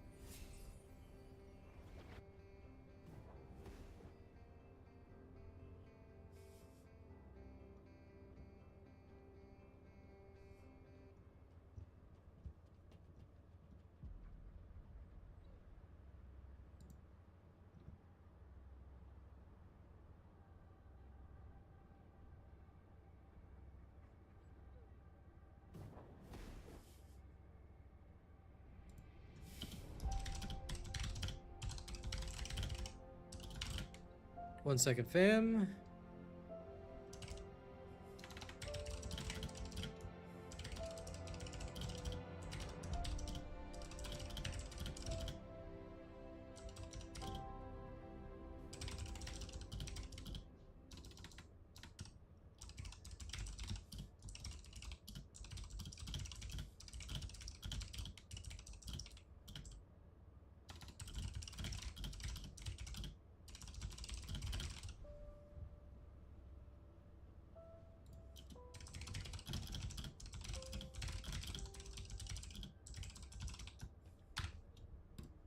Give me 2 seconds.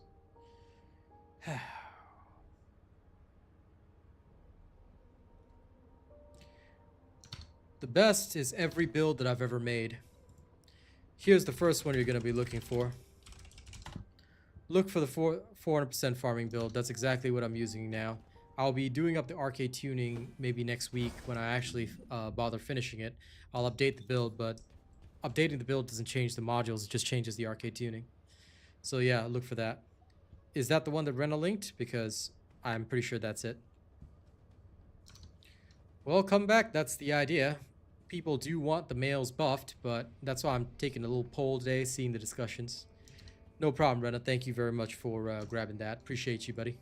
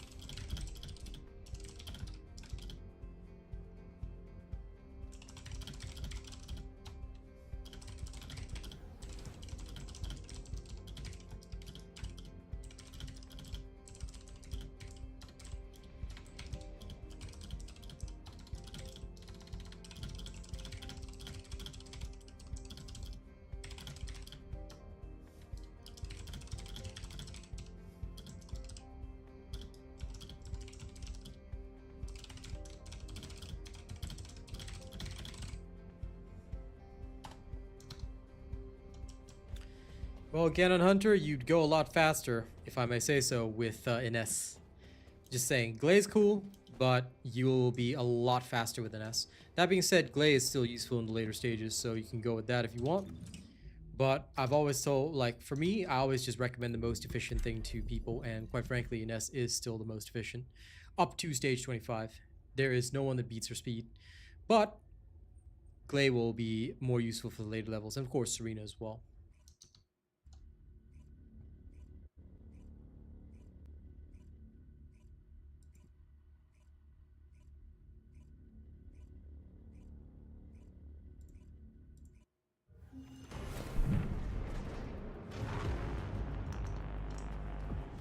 I will cleanse this place.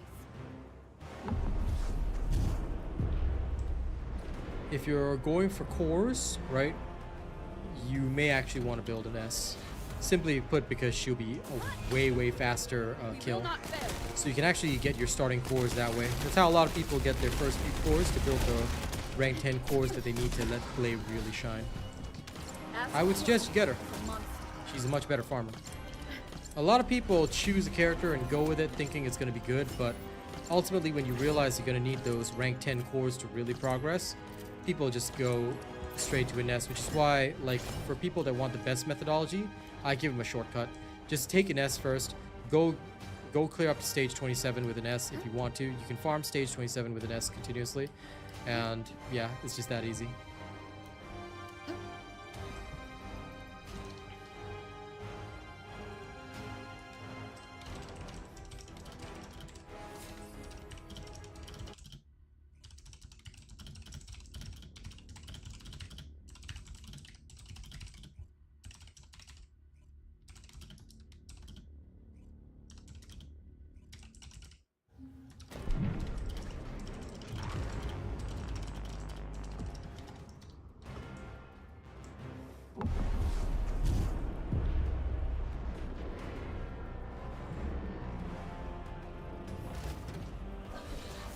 Impudent bastards.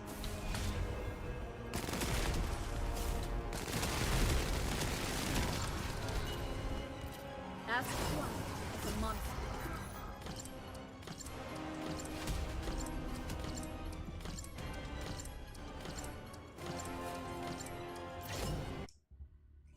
So I tell people, study the videos.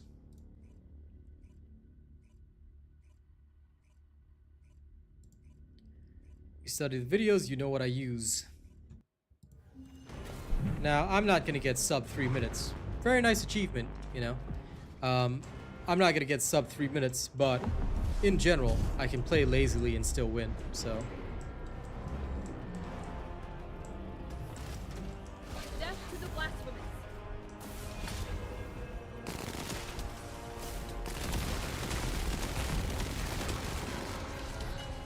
A victory for humanity.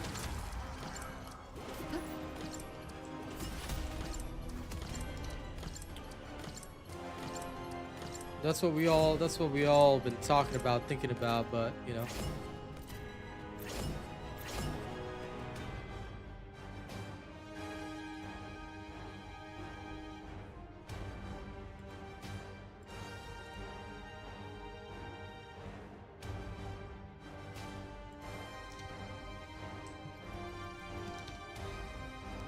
Let's see whether or not it really comes true. I hope so, because their previous buffs have been lackluster.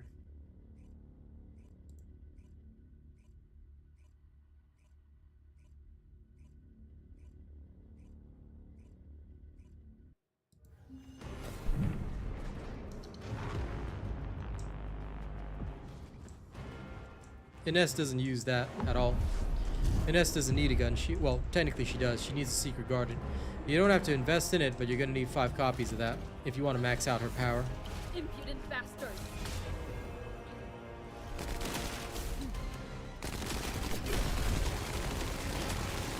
The last dagger will be useful for Glay and Serena, though. But that being said, if you haven't done Void Erosion, you can't have it maxed, because you're gonna need rank 10 cores to really max it out. You're gonna need rank 10 cores with nearly perfect rolls. So I think you're still far away from that. So if you mean that you've maxed out the catalyst on it, that's fine. But, well, this is why it's often smarter to invest in certain Descendants, because in S, you only have to invest in her and get your secret garden to have a maxed unique ability. You can actually win with 0 catalysts, which is why it made her perfect for first getting the rank 10 cores. If in future you're unsure about what to do, always ask and we'll just teach you the fastest pathway.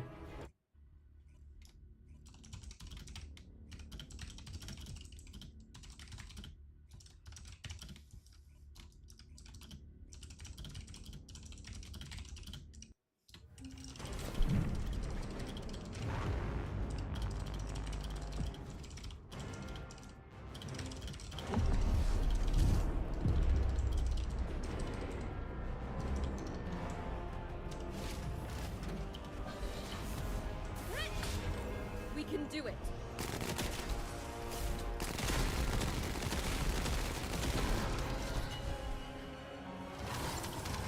As quiet as a monster.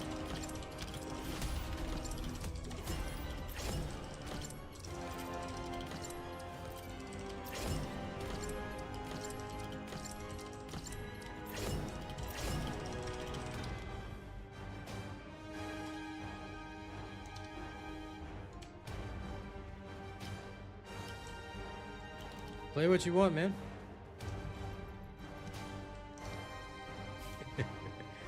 Well, at least now you know who to follow, right, Ganon? The biggest mistake for most people is discovering me late, because you will quickly notice that we will actually teach you here. We won't just give you some half-ass build and say, yeah, this will work great. Then you actually try and use it and you realize, oh, you're gonna need this, you're gonna need that, and you've got no way to get it. We don't do that stuff. We don't do that kind of stuff here, because at the end of the day, my job is to make sure that you guys can reach whatever level that I'm reaching. That's why I don't care about getting the fastest times or whatever or whatnot. No. It's just, okay, does this feel easy and good to use? Good enough? Happy? Okay, go. That's the way it is for me. A victory for humanity. Okay, I think I've done enough of this for today. How many greenies do I have? Oh, 125.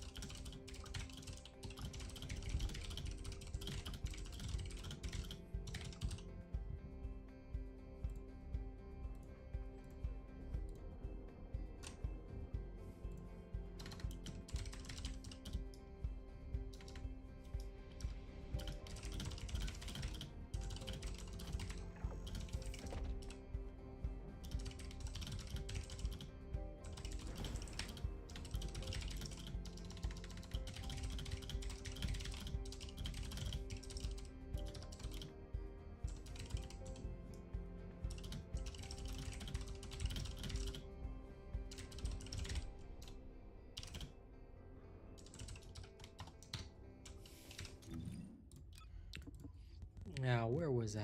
Yeah, there we are.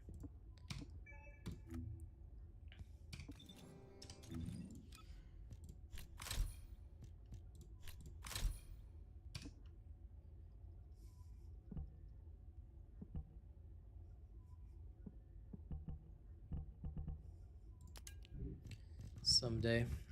Someday. I still haven't found a better one. Oh well.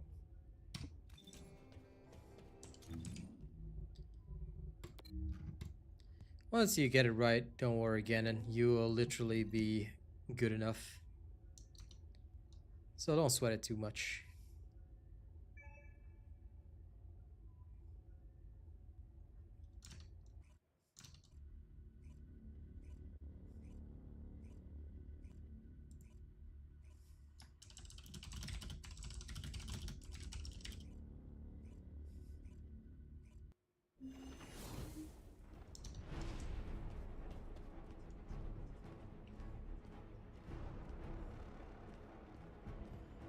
Most people should. Though up to you if you want to take advantage of it or not.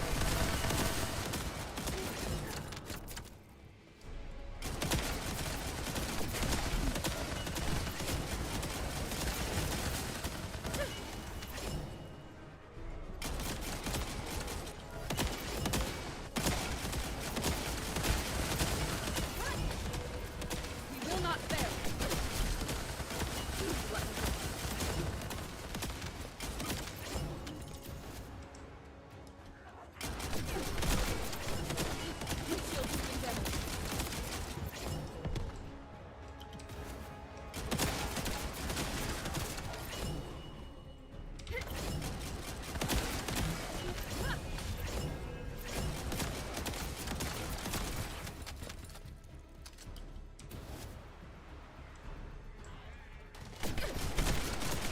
My shield faltered.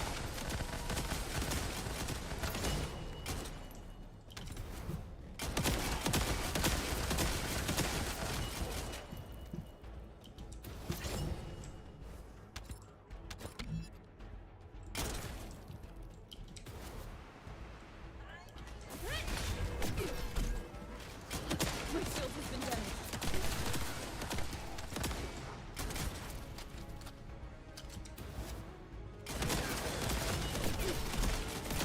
My shield.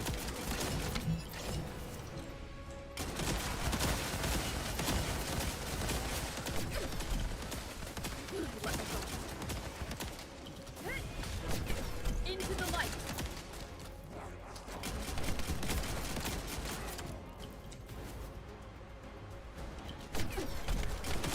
My shield faltered. I don't believe it's weeks to Ultimate Blare. Ultimate Blare comes out, what, 17 April or something? So no, it's not weeks to Ultimate Blare at least. If it was, I think some people would table flip, My shield. all things considered.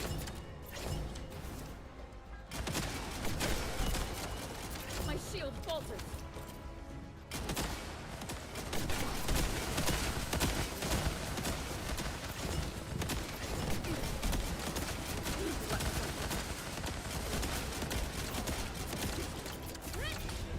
Do not fall.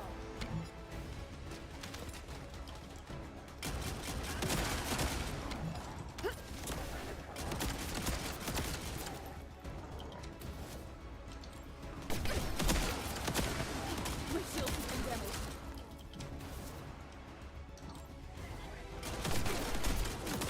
My shield falters. My shield. My shield falters.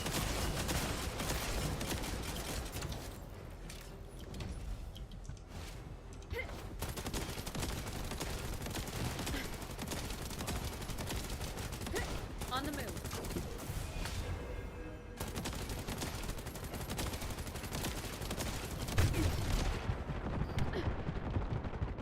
Do not fare well.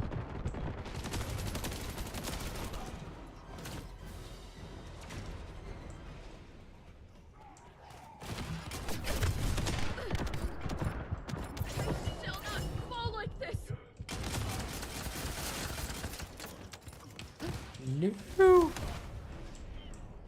Time to survive. Loaded. All right, I've had This my is fun. divine punishment.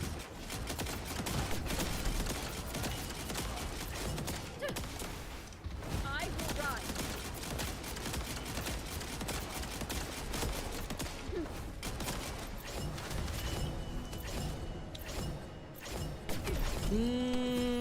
rise. Not really. You can use cooldown, like, if it was me, I would use cooldown tech, or cooldown toxic, because that is usually the best way for farming and mobbing. If you're gonna use it for bossing, then probably cooldown and skill attack versus Colossus, or if you're gonna go all in, then I'll use additional skill attack versus Colossus along with tech skill power boost. That should be the best.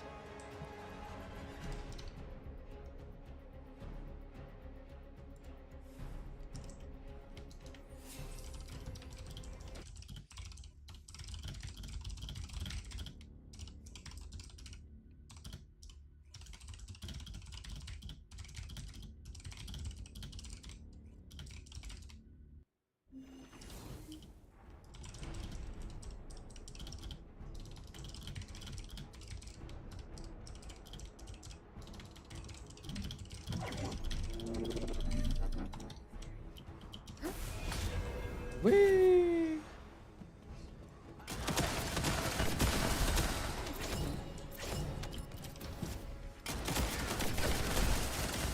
My shield falters.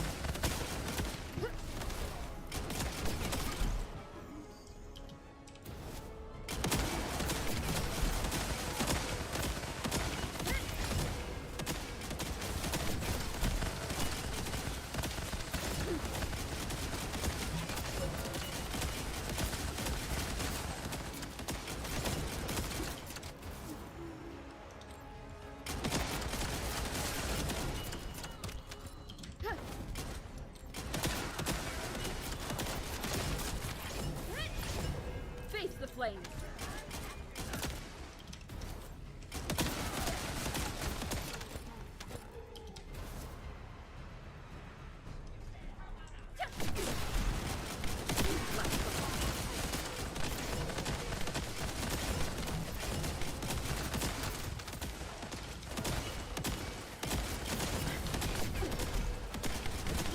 Shield has been damaged.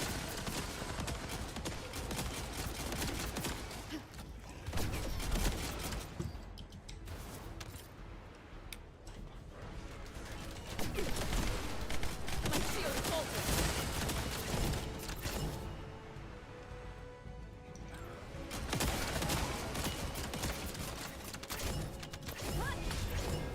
We will not fail. Let's go.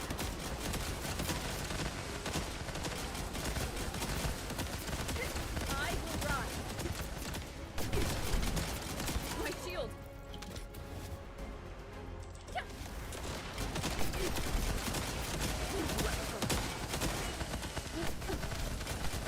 My shield falters.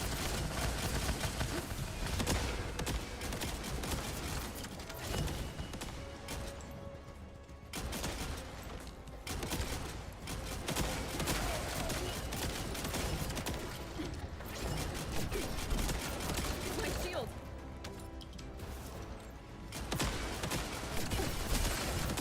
My shield falters.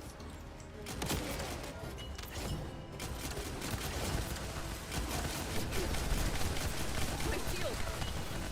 Do not fall. Do not farewell.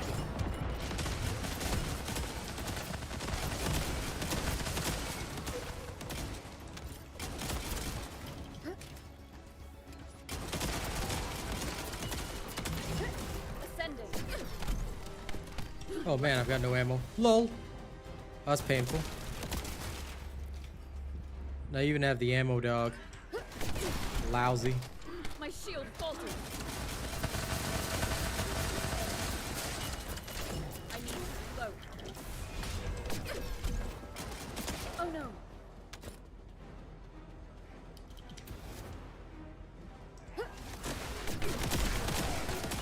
My shield has been damaged.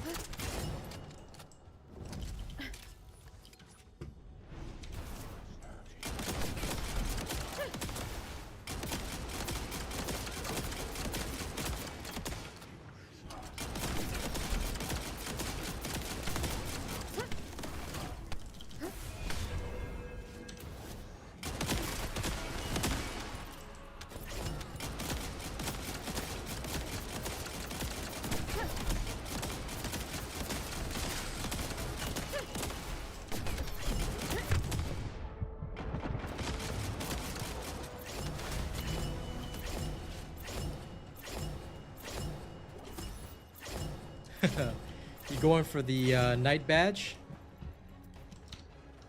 I thought about going for it, but meh.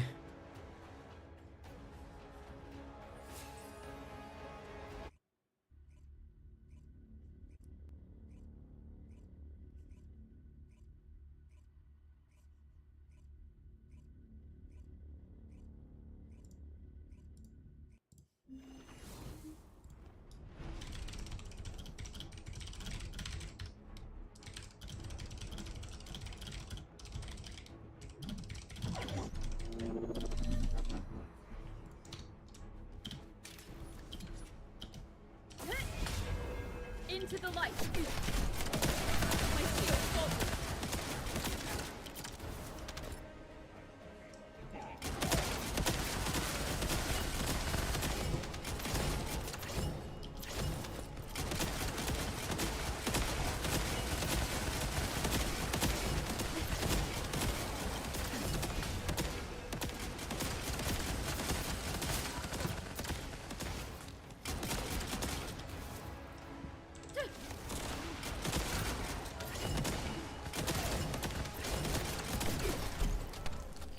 My shield has been damaged.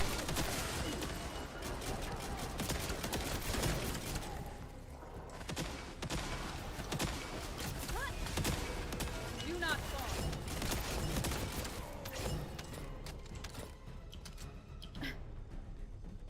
No, it's not up yet.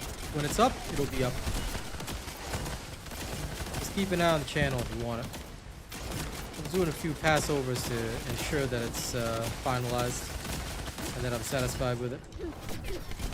That's all. My shield falters. Most likely I'll have it up tomorrow.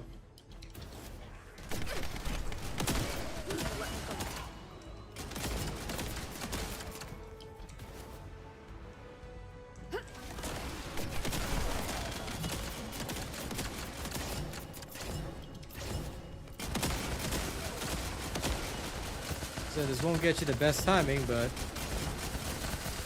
you can pretty much just chill. Ooh, damn it. Messed up there. You can pretty much just chill and do whatever you want. You're probably not going to lose too badly. My shield falters.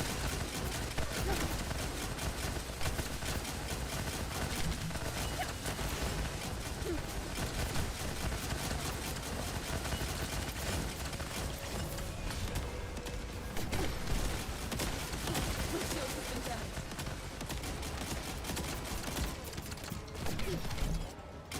Oh no.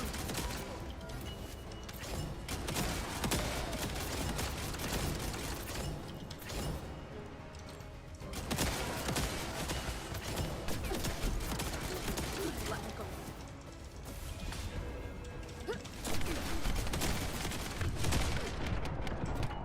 I shall not fall like this.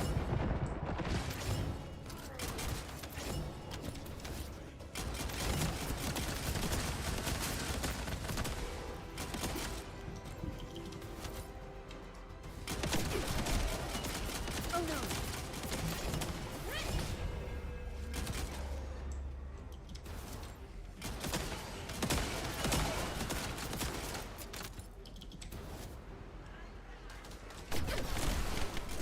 My shield falters.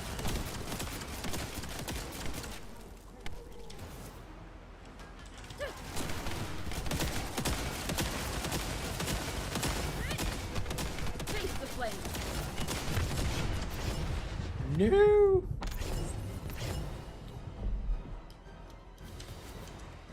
My death? My shield.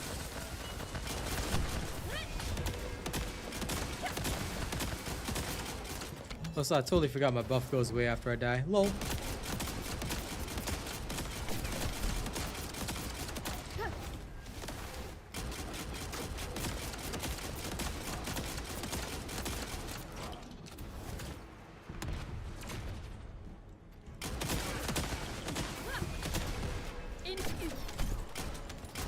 My shield has been damaged.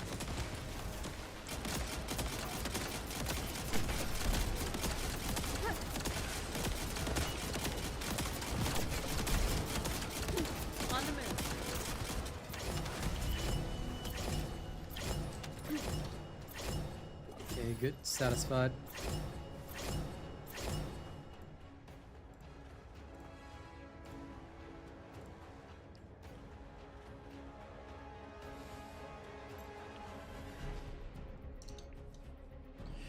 Well, when it comes to farming erosions, if erosions is your first and foremost goal, you're gonna need a nest. I can do a little demonstration here. Everything you need to know. Oh well, this build is the void erosion build. I'll be releasing it tomorrow. It's different from my bossing build, but you can check my bossing build for an example. My bossing build is 38,000 hit points. Also, my arcade tuning is adjusted for more hit points. So that's what I've got. But everything that you need to know will be released tomorrow. In fact, I can have a little bit more hit points, but this component is not maxed yet. I need it maxed. Once it's maxed out, it'll do a lot better. Okay, Ines, here we go. Mightier than Thor. Swap this over. Come on. Okay, so this is it.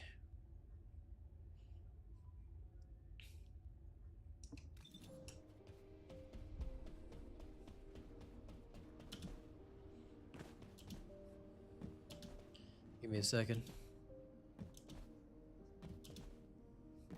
Let me go roll one of the yellow cores into even more sprint speed. Anyway, all my builds and stuff, once they're fully tested, are always shared, so as long as you follow that, you'll have no troubles. Don't follow that, there'll be troubles. Plain and simple. Okay, let me adjust a couple things. If you need something for battle, you won't find anyone better. Here. There we go.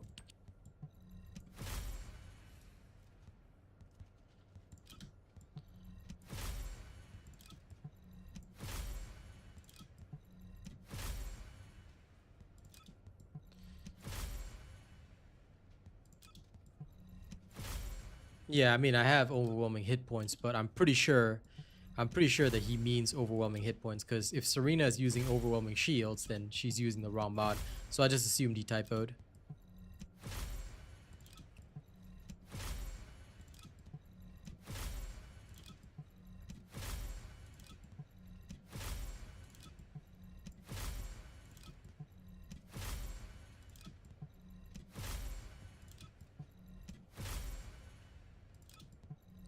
Yeah, no worries. I understand.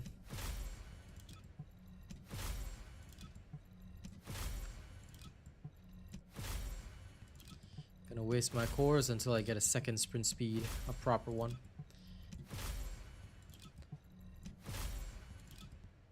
The yellow cores have way too many stats, it's annoying.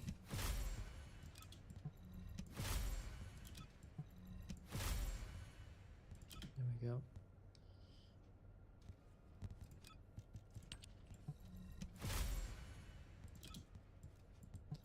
Can I get a gold firearm attack? There we go. Can I get a gold critical hit damage? Sometimes I like to roll a different stat for a little while. See if I can roll something better. Bellissimo. Now back at this again. Gold sprint speed, come on.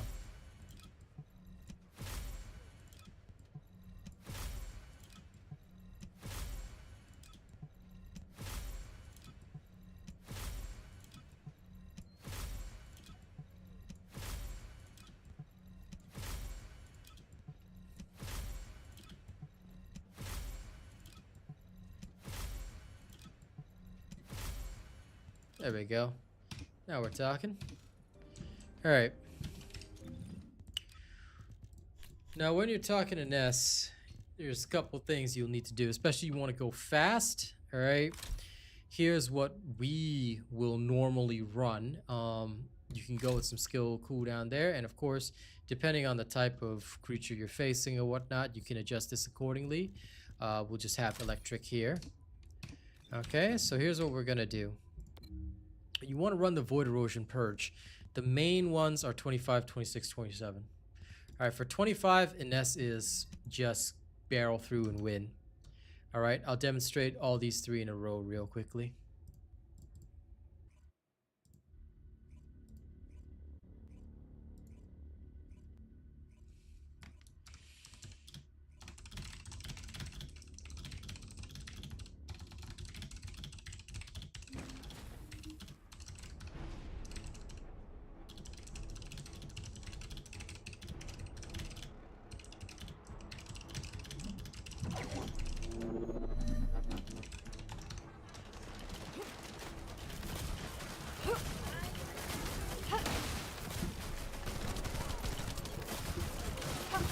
Now, Ines might take a while, but she can just basically do something like that. First, charge up Plasma. Plasma all charged. Even if you die, it doesn't really matter. What most people do is that they don't really care about the death times, because no matter how many times you die, the only big loss is Plasma. And if you do end up like feeling like death, you can literally just stand behind these and cast. They haven't nerfed her ability to go through walls, which is why a lot of people still use Ines. If you find that the elites are too strong, this is what most people will do. Just literally chill behind here, take advantage of the boxes, and just win this way. Just remember that this is like literally how you can play, which is why Ines is used a lot. Now you can use Glay and just win normally, or Serena and just win normally, but this basically gives you the right.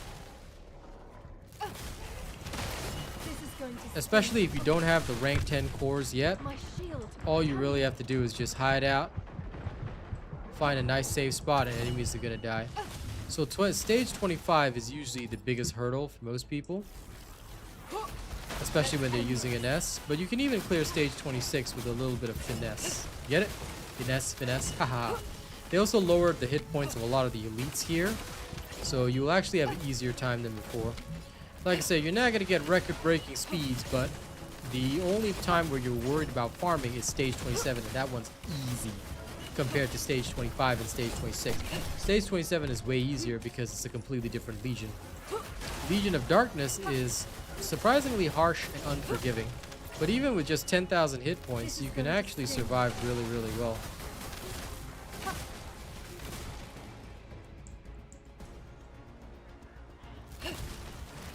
Glay will do well, no doubt. But you want an easier time, like I said, Ines will be good for farming until you get your rank 10 cores, because Glay's strength is dependent upon the strength of your gun. That's the only reason I recommend Ines, because you will... Ines requires less investment, because you don't need to have rank 10 cores in your gun. I mean, I do it for the speed, for the run speed, but realistically speaking, there's no other character where you can just sit safely behind a barrier and cast. So if you really want to do it, you can just play this style. This is only 10,000 hit points. I mean, granted, of course, as I've shown, you can die, but death is really dependent on how much you expose yourself. Keep trying. If you don't expose yourself much, you'll be totally fine. Use me. Take this. Begin tracking. Then once you build up your plasma, you can just You can't cast that escape. too, which is a big, gigantic help.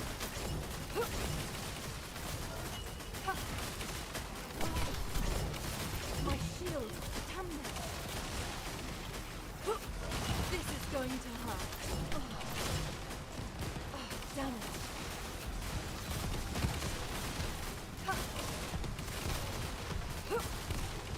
Like I said, since the HP nerf that happened, this is like super easy to do, relatively speaking. 5 Secret Gardens does not require Catalyst. Catalysts are more expensive than getting 5 Secret Gardens. 5 Secret Gardens are so easy to farm. All you have to do is make them. You make them, put them all together. Besides, if you ever want to build Freyna in future, you're going to need Secret Garden. Any tech-based character all requires Secret Garden, so it's less investment. When we talk about investment, we talk only in terms of catalysts. I don't know why people fear building weapons. Building weapons takes like no time at all. You only have to do it once. Catalysts, every character, every gun, every weapon requires 10 catalysts. Minimum. Same with every Descendant. So considering you only have to build an S and not have to worry about catalysts for the Secret Garden unless you really, really want it. Like, I'm doing this completely without firing my Secret Garden. I could fire my Secret Garden and make it go faster, but that would kill the point of the demonstration. The point of the demonstration is to show that you can just go through it. Even if you die a couple of times, you'll get through it. Because stage 25 and 26, they're just appetizers. They're just here so that you can get to the real farming stage, which is 27. 27 is where you will farm normally, so of course there's less investment. And it's very easy. Now, granted, if you don't build this before the nerf happens, and finally when the nerf comes in, you know, if they decide to remove her ability to go through walls, which makes no sense since all other electric characters can go through walls, that might change things. But for now, Ines was always the fastest. Exactly. When anyone talks about investment, just remember they're talking about the catalyst count. And an S just requires catalyst for herself. That's it. The rest of it is not counted as an investment because pretty much everybody is going to have every gun in the game. And if you don't, then, well, I mean, that's kind of a personal problem.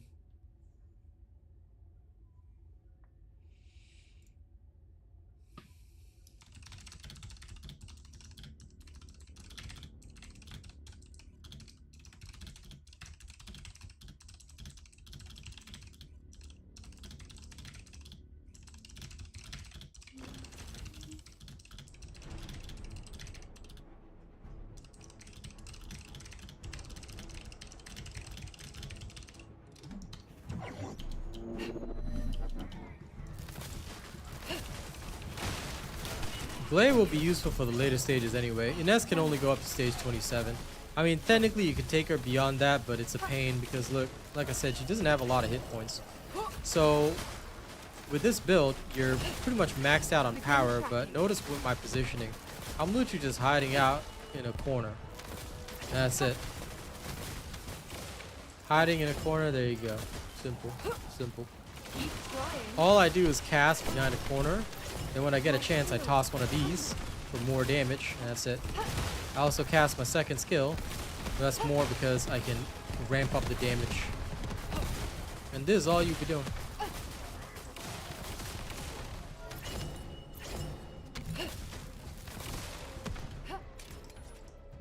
Once you get used to it, it's so easy.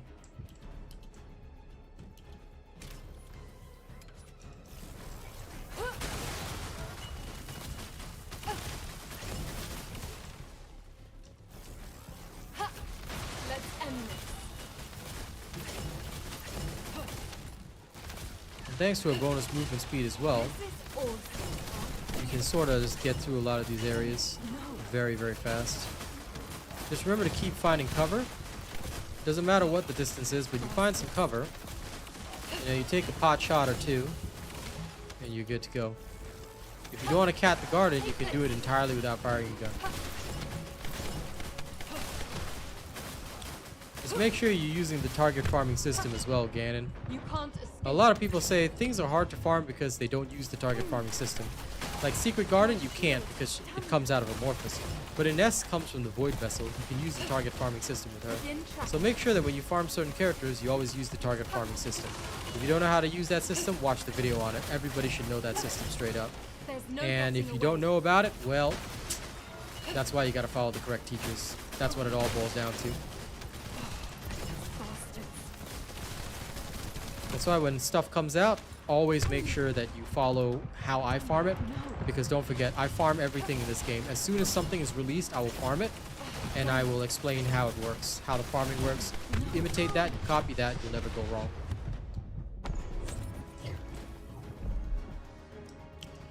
Well, as per my video, Shane, of course, all you gotta do is follow the video. If you follow exactly what I do, you will not go wrong.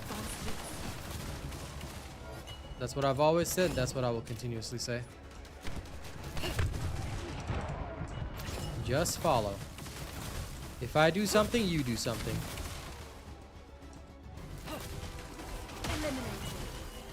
That's the best way to play the game.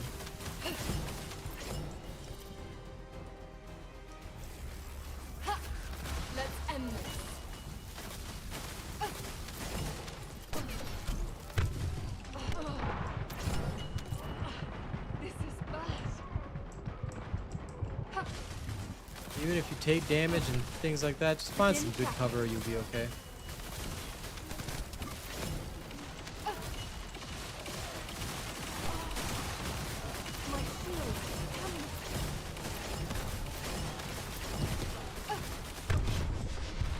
The grenades from these guys will still get you, but that's what made stage 26 difficult in the past. But we're already at the end stage, so it doesn't really matter. 1 or 2 deaths doesn't matter. Remember, the main goal is to get to stage 27. That's all you care about. Don't worry about anything other than getting to stage 27. You get to stage 27, you're home free. Because that's where you will farm everything. Stage 25 and 26 are just appetizers. And in fact, if you're not confident, you can go into public mode with them. Well, Cameron, anything can look good in trailers, leaks, whatever.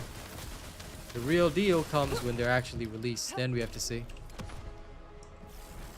Because leaks and the like are literally designed to make a game look good. That's the whole purpose of them.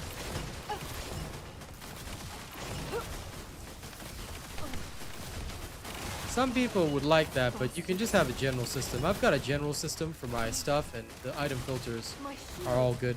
Because sometimes I just want to search for good stats, even if the character may not use them right now. Yeah, you can play most things in pubs if you want to. This is going too hard. Now then, you see the big bad boss? You literally can just avoid his attacks by just hiding here. And you practically won. Like, this is why Ines is used, because she requires very low effort. I could do this faster if I shot him, but yeah, it's fine. Stage 26 used to be so difficult to pass because you'd never ever make it, you'd never ever make it in time. But now they've toned down the enemy's hit points so much that you'll easily get a 5-6 minute clear. At most, maybe 8-9 minutes if you die a lot, but it's super easy.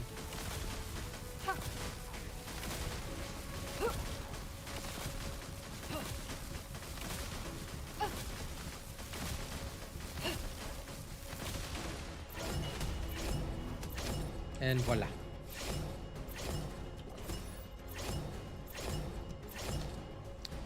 Not with the arcade tuning yet. I will in future, of course.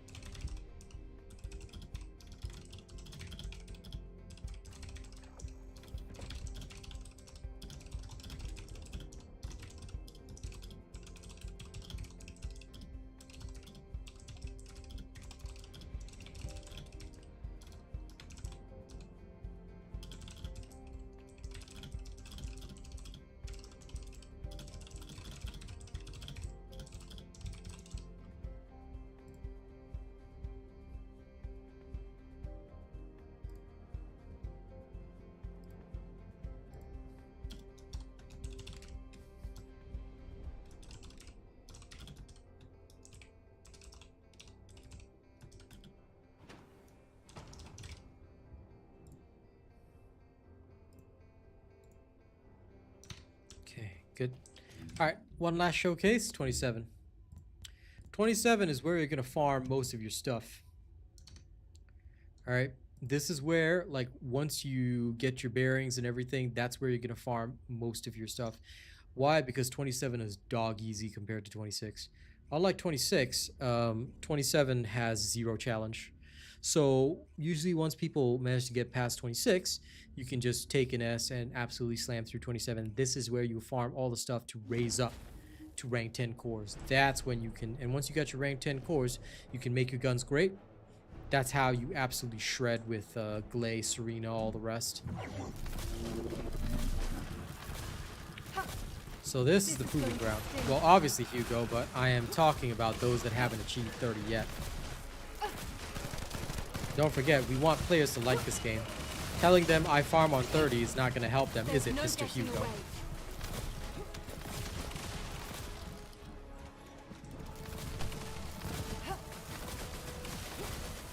Always think in terms of the context of what I'm teaching and why I'm teaching it.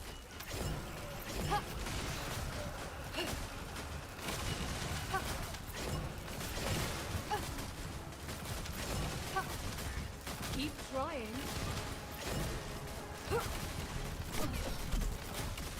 My shield. Especially, and I'll say this straight, right? I get that many of you guys are ahead in the game in experience, but if you don't want people to not like this game, you want people to actually enjoy this game, then remember, if they're asking a question from the perspective of somebody that's new and hasn't achieved that level yet, and I'm teaching something, like, try to make the experience smoother for them. What we do is irrelevant. We're trying to help people. That's what's important. Else we'll just turn out like Warframe and the rest of the other games.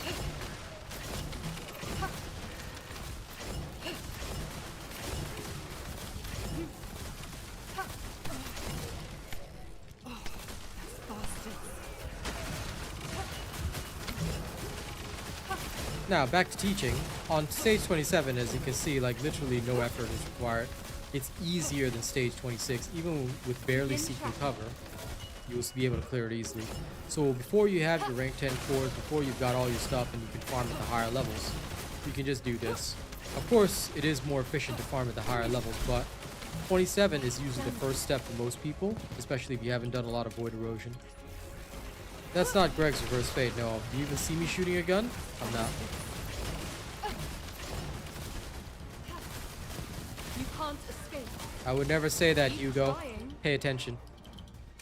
Like, I say this with all due respect, but when I'm teaching, please do not pipe up unless you have the entire context and unless you know what I'm saying. When I speak, it's always in context, because don't forget, I'm here to teach people. And I would never spread even a single shred of misinformation. So don't ever question what I say. Because if you question what I say, you could be the one that's spreading the wrong information, or you could discourage people from trying things. We don't want to do that. Our job is to help. Nothing less than that. But no, this is not Greg's reverse fate. This is the Secret Garden. The Secret Garden is the best for any character that relies on skills that are tech-based. Why? Because of its unique ability. So if you haven't seen the Ines builds yet, you can check out those build videos. I go through why the Secret Garden is important in all those videos, and I explain the unique ability. You can also check out the Secret Garden build video. Although it's old, I believe it was from season 1. I do a thorough explanation of the unique ability in that video as well. Although back then it was used a lot less, except for people like Kyle. But now, with Ines and several other characters, the Secret Garden has a very good place, especially like Freyna, all these, they're all tech-based characters. So pretty much like that, in about 4 minutes you're going to get to the boss. Smoke the boss, you can literally just hide behind a crate and just cast, and you're good to go. And that's why, before you get your rank 10 cores, before you get your glaze and all that, it's very easy to just use Ines. And this is what we were all doing beforehand. Like, this is what we were doing long before we got our Serenas and everything.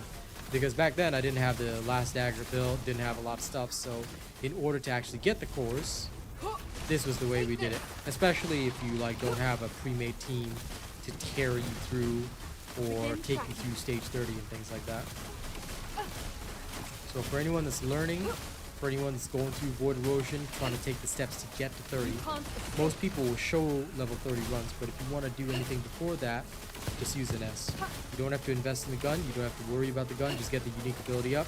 And especially because they lowered enemy hit points across the board for stages 25 to 29, yeah, it's just so easy to just chill, do this. You're going to be able to clear it in like 4 minutes, 49 seconds, whatever. If you die once, you might lose some 20 seconds, but realistically speaking, you'll be able to clear it fast. This gives you up to rank 9 cores, although rank 9 cores are random. You don't get rid of lower tier cores, you combine them into higher tier cores, Mikey G, that's all you do. You take your core amplifiers, you combine your lower rank cores into the higher rank cores. That's it. You don't need to get rid of them, you just combine them. I mean, you know how to craft cores, right? Just go straight to, what's his name? Denzel? Whatever, that ammo guy there. Deslin. Just go there.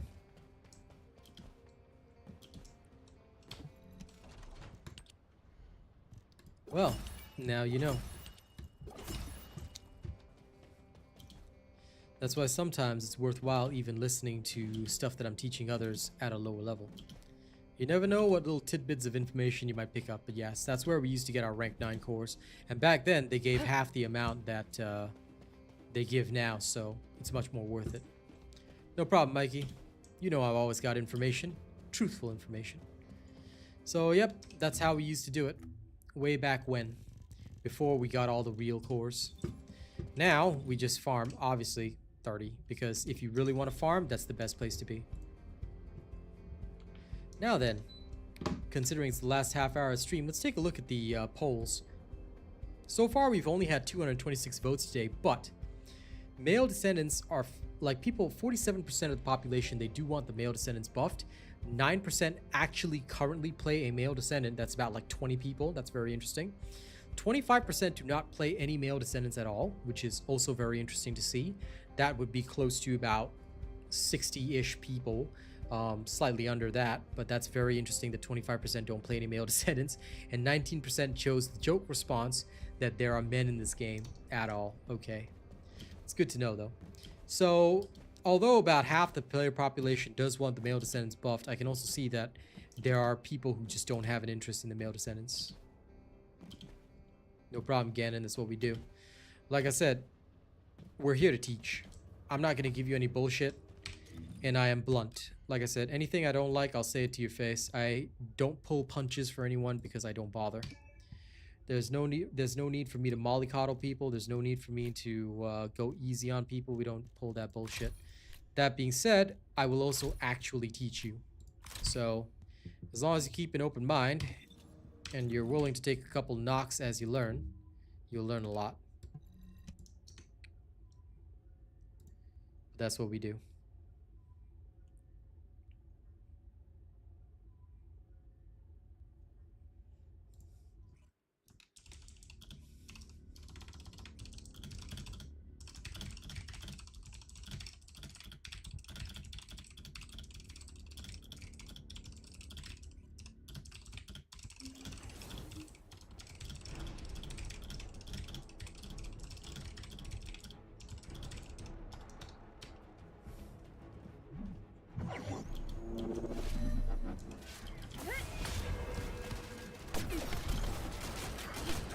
Well, pretty much.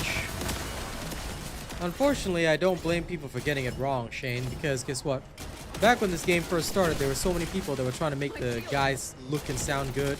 There were people that swore, they were like, oh my god, yeah. Even back before then, when Sharon was Garbo, before she even had her ultimate version, people were saying shit like, oh man, Sharon's so good, you know? Have you played Sharon? I played Sharon, man. I'm the best Sharon ever.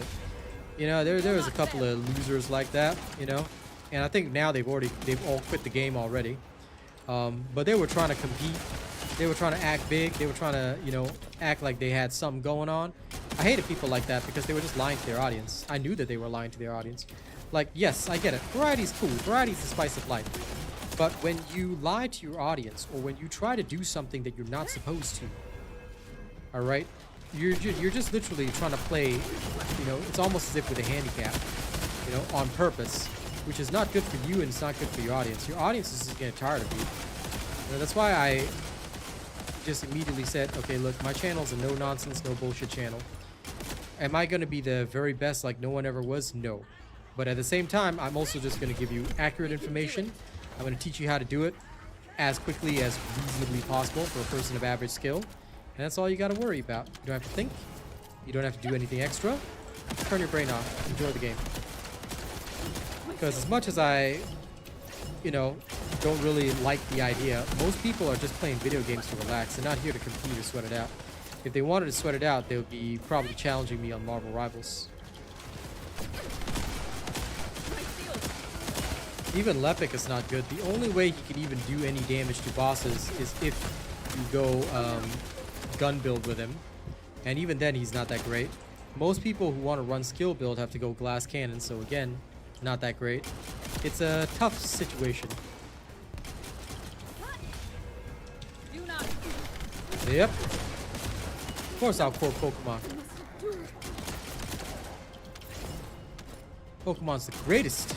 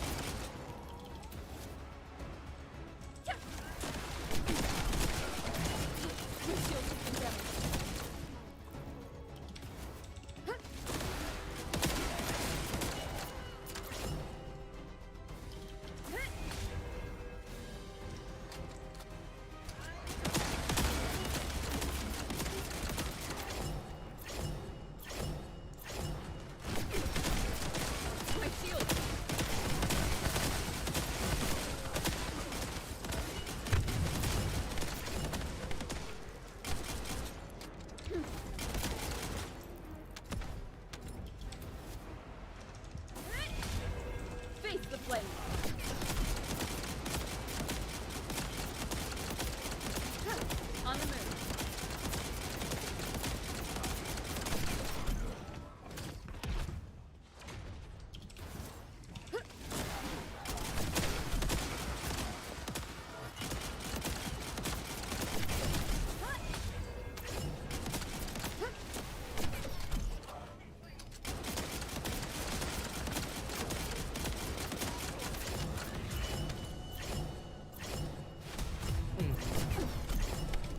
My shield falters. Well, of course, they can't even come close, and that's the whole problem. That's the whole reason I'm asking in the polls, because I just want to know, you know, does anyone even think that they can come close? I don't think so.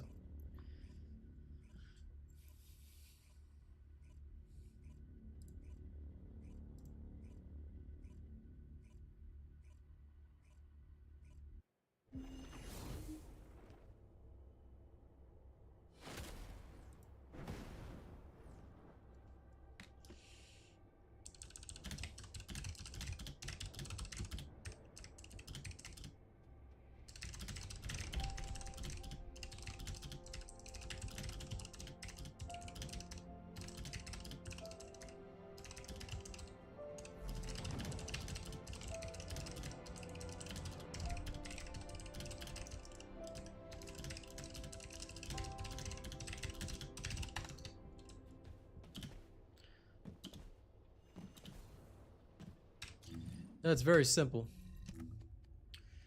Do you see this thing here? Burst. This is what we call damage affinity. So if you have an affinity advantage, it basically will improve whatever affinity advantage you have. I'll give you an example. Enhanced advantage affinity damage modifier, right? It just means that your damage when you use a mod like Ultra Precision Strike, yeah, or not Ultra Precision Strike, there's another one that does affinity. Overwhelm. Upon successful advantage affinity, weak point damage gets increased. So this is the one that they're talking about. So if you use something like this, you can deal extra damage, essentially. That's what it means. That's what it means. Okay? You get a successful affinity advantage, you absolutely wipe out the enemy. Ultra Precision Strike increases weak point damage. Overwhelm is for literally just getting more advantage affinity. That's what it's talking about. So when you look at, say, just give an example, Colossus. Okay, so his weak point type is Crush. If you have a Crush type weapon, then you can take advantage of that. However, all right, the shoulder is weak to Burst. The core cover is weak to Burst. The sensor is weak to Pierce. Bouncer is weak to Pierce. So you have to know what type of damage your weapon has. This type of weapon is a Pierce type weapon. So even if you were to increase your advantage affinity, it's not going to help you against, say, the Tormentor, because his shoulder is weak to Burst, and we're not using a Burst type weapon.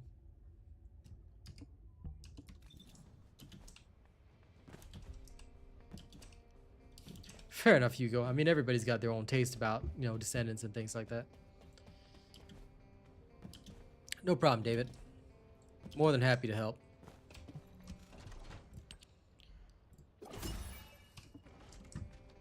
And the other helpful thing is that whenever you want to know whether or not your weapon is taking advantage of the affinity, all you have to do is see when the numbers are green. Now, of course, a crit will disguise the green numbers, but when you're firing at an enemy and instead of the white damage numbers, you see the green damage numbers, that's when you know you've got an advantage. Basically, it's doing better.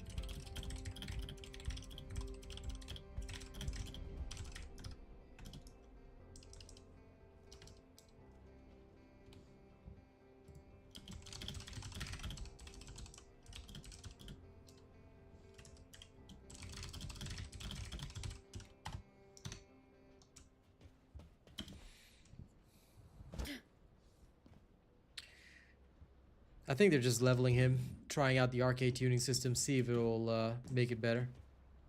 Yeah, you didn't know, Mikey G? Well, now you know. That's why you gotta pay attention. You should also ask. If you're ever unsure of anything, just ask. I promise you.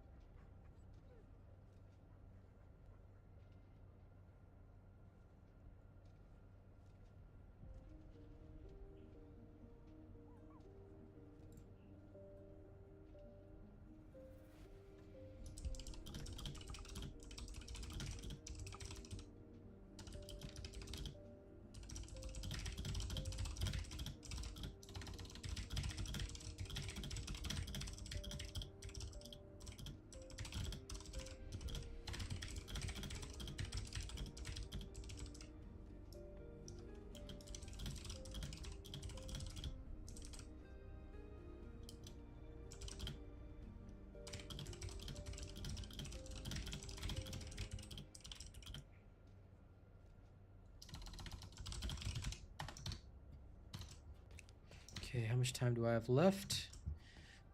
I got a little bit more time. I kind of want to make this a bit more perfect, but I don't know how many cores I have. Let's go check. I want to If you need something squeeze out for a little battle, more power. you won't find anyone better. Okay, let's try my luck. Come on. 178. Okay, that's a slight improvement. I'll take that. Now this thing. Come on. 18% fire rate. Now we're talking. All right, let's spend some more. 19% fire rate. Okay, now we're talking. Now we're talking. Yeah. Now that's what I'm talking about. That's what I'm talking about.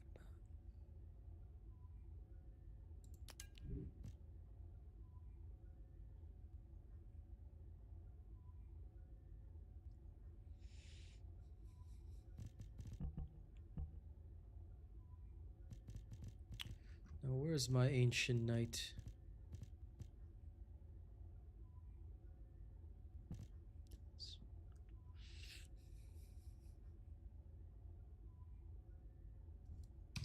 Let me go see if I can make that even doper. Keep it short. Ancient knight.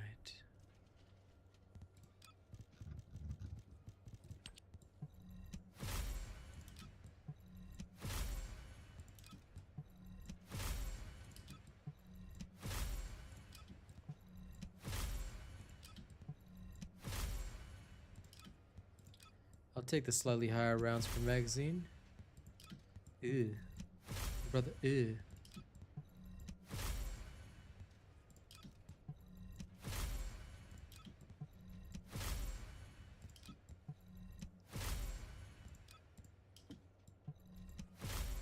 Come on, give me a better fire rate.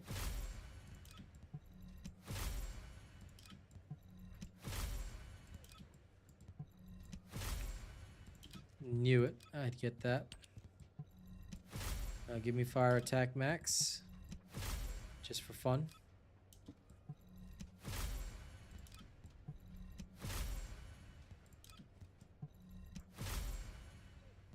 Good. I'm happy that you did. Turning off the damage numbers is good for your frame rates. But since I'm doing a lot of testing these days, I just leave them on. But genuinely, I do love turning them off. They help so much. Aha. Now I've got better rolls. Nice. Let's see, how much more of these can I craft? I'll do.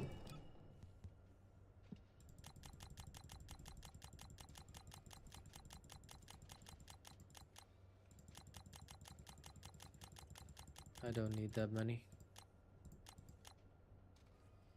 Reasonable number.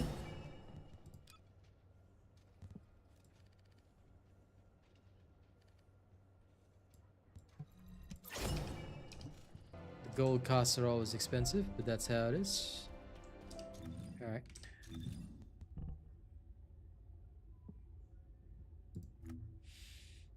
Yeah.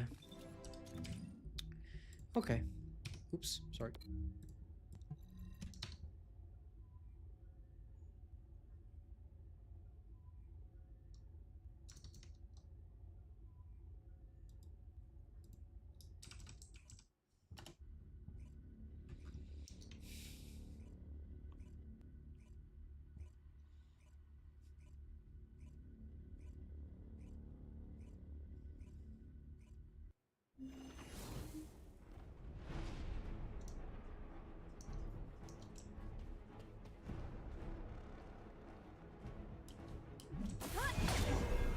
We can do it. My shield.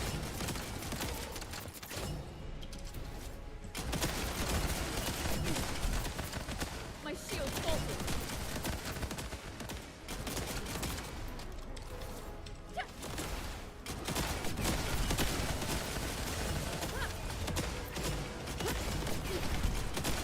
My shield.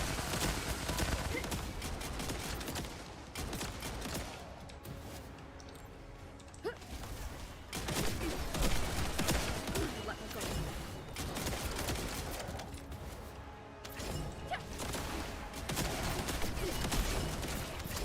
My shield has been damaged.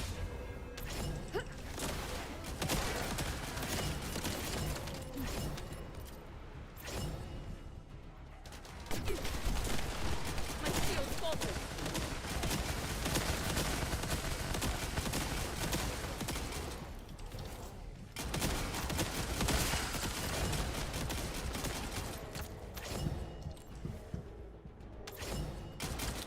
I knew there was one of these punks left. Oops.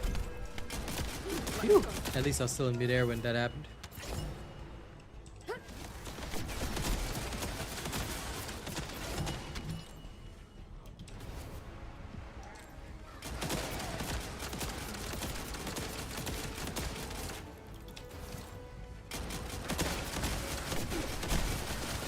shield.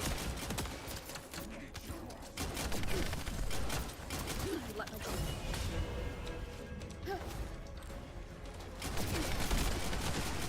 Well, it depends on what you need. Like some people are just using it for the reload. So like if they don't need to hold it down, they're just using it for a short burst control, and it's completely fine. But for me, I'm just using it to move as well. I do it both ways because I reload in between the firefights.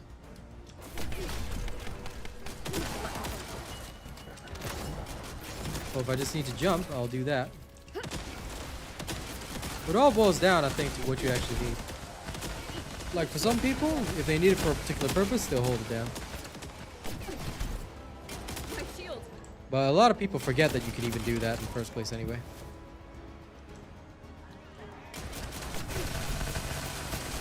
My shield has been damaged. Oh, don't you worry. I'll probably, like I said, I'll probably drop it tomorrow, to be honest. It's pretty much ready to go. I'm satisfied with it. It's not going to be the best, but I'm very satisfied with it. Because you can play like dog shit and still win, so that to me is good enough. My shield faltered. If I can play like ass and win, then I'd say that's good enough for a build. My shield has been damaged.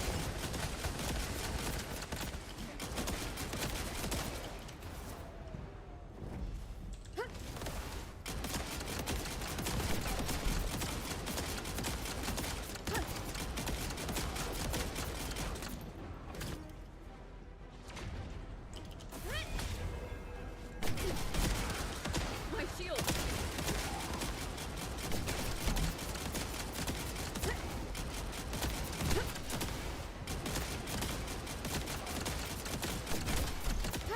I will not allow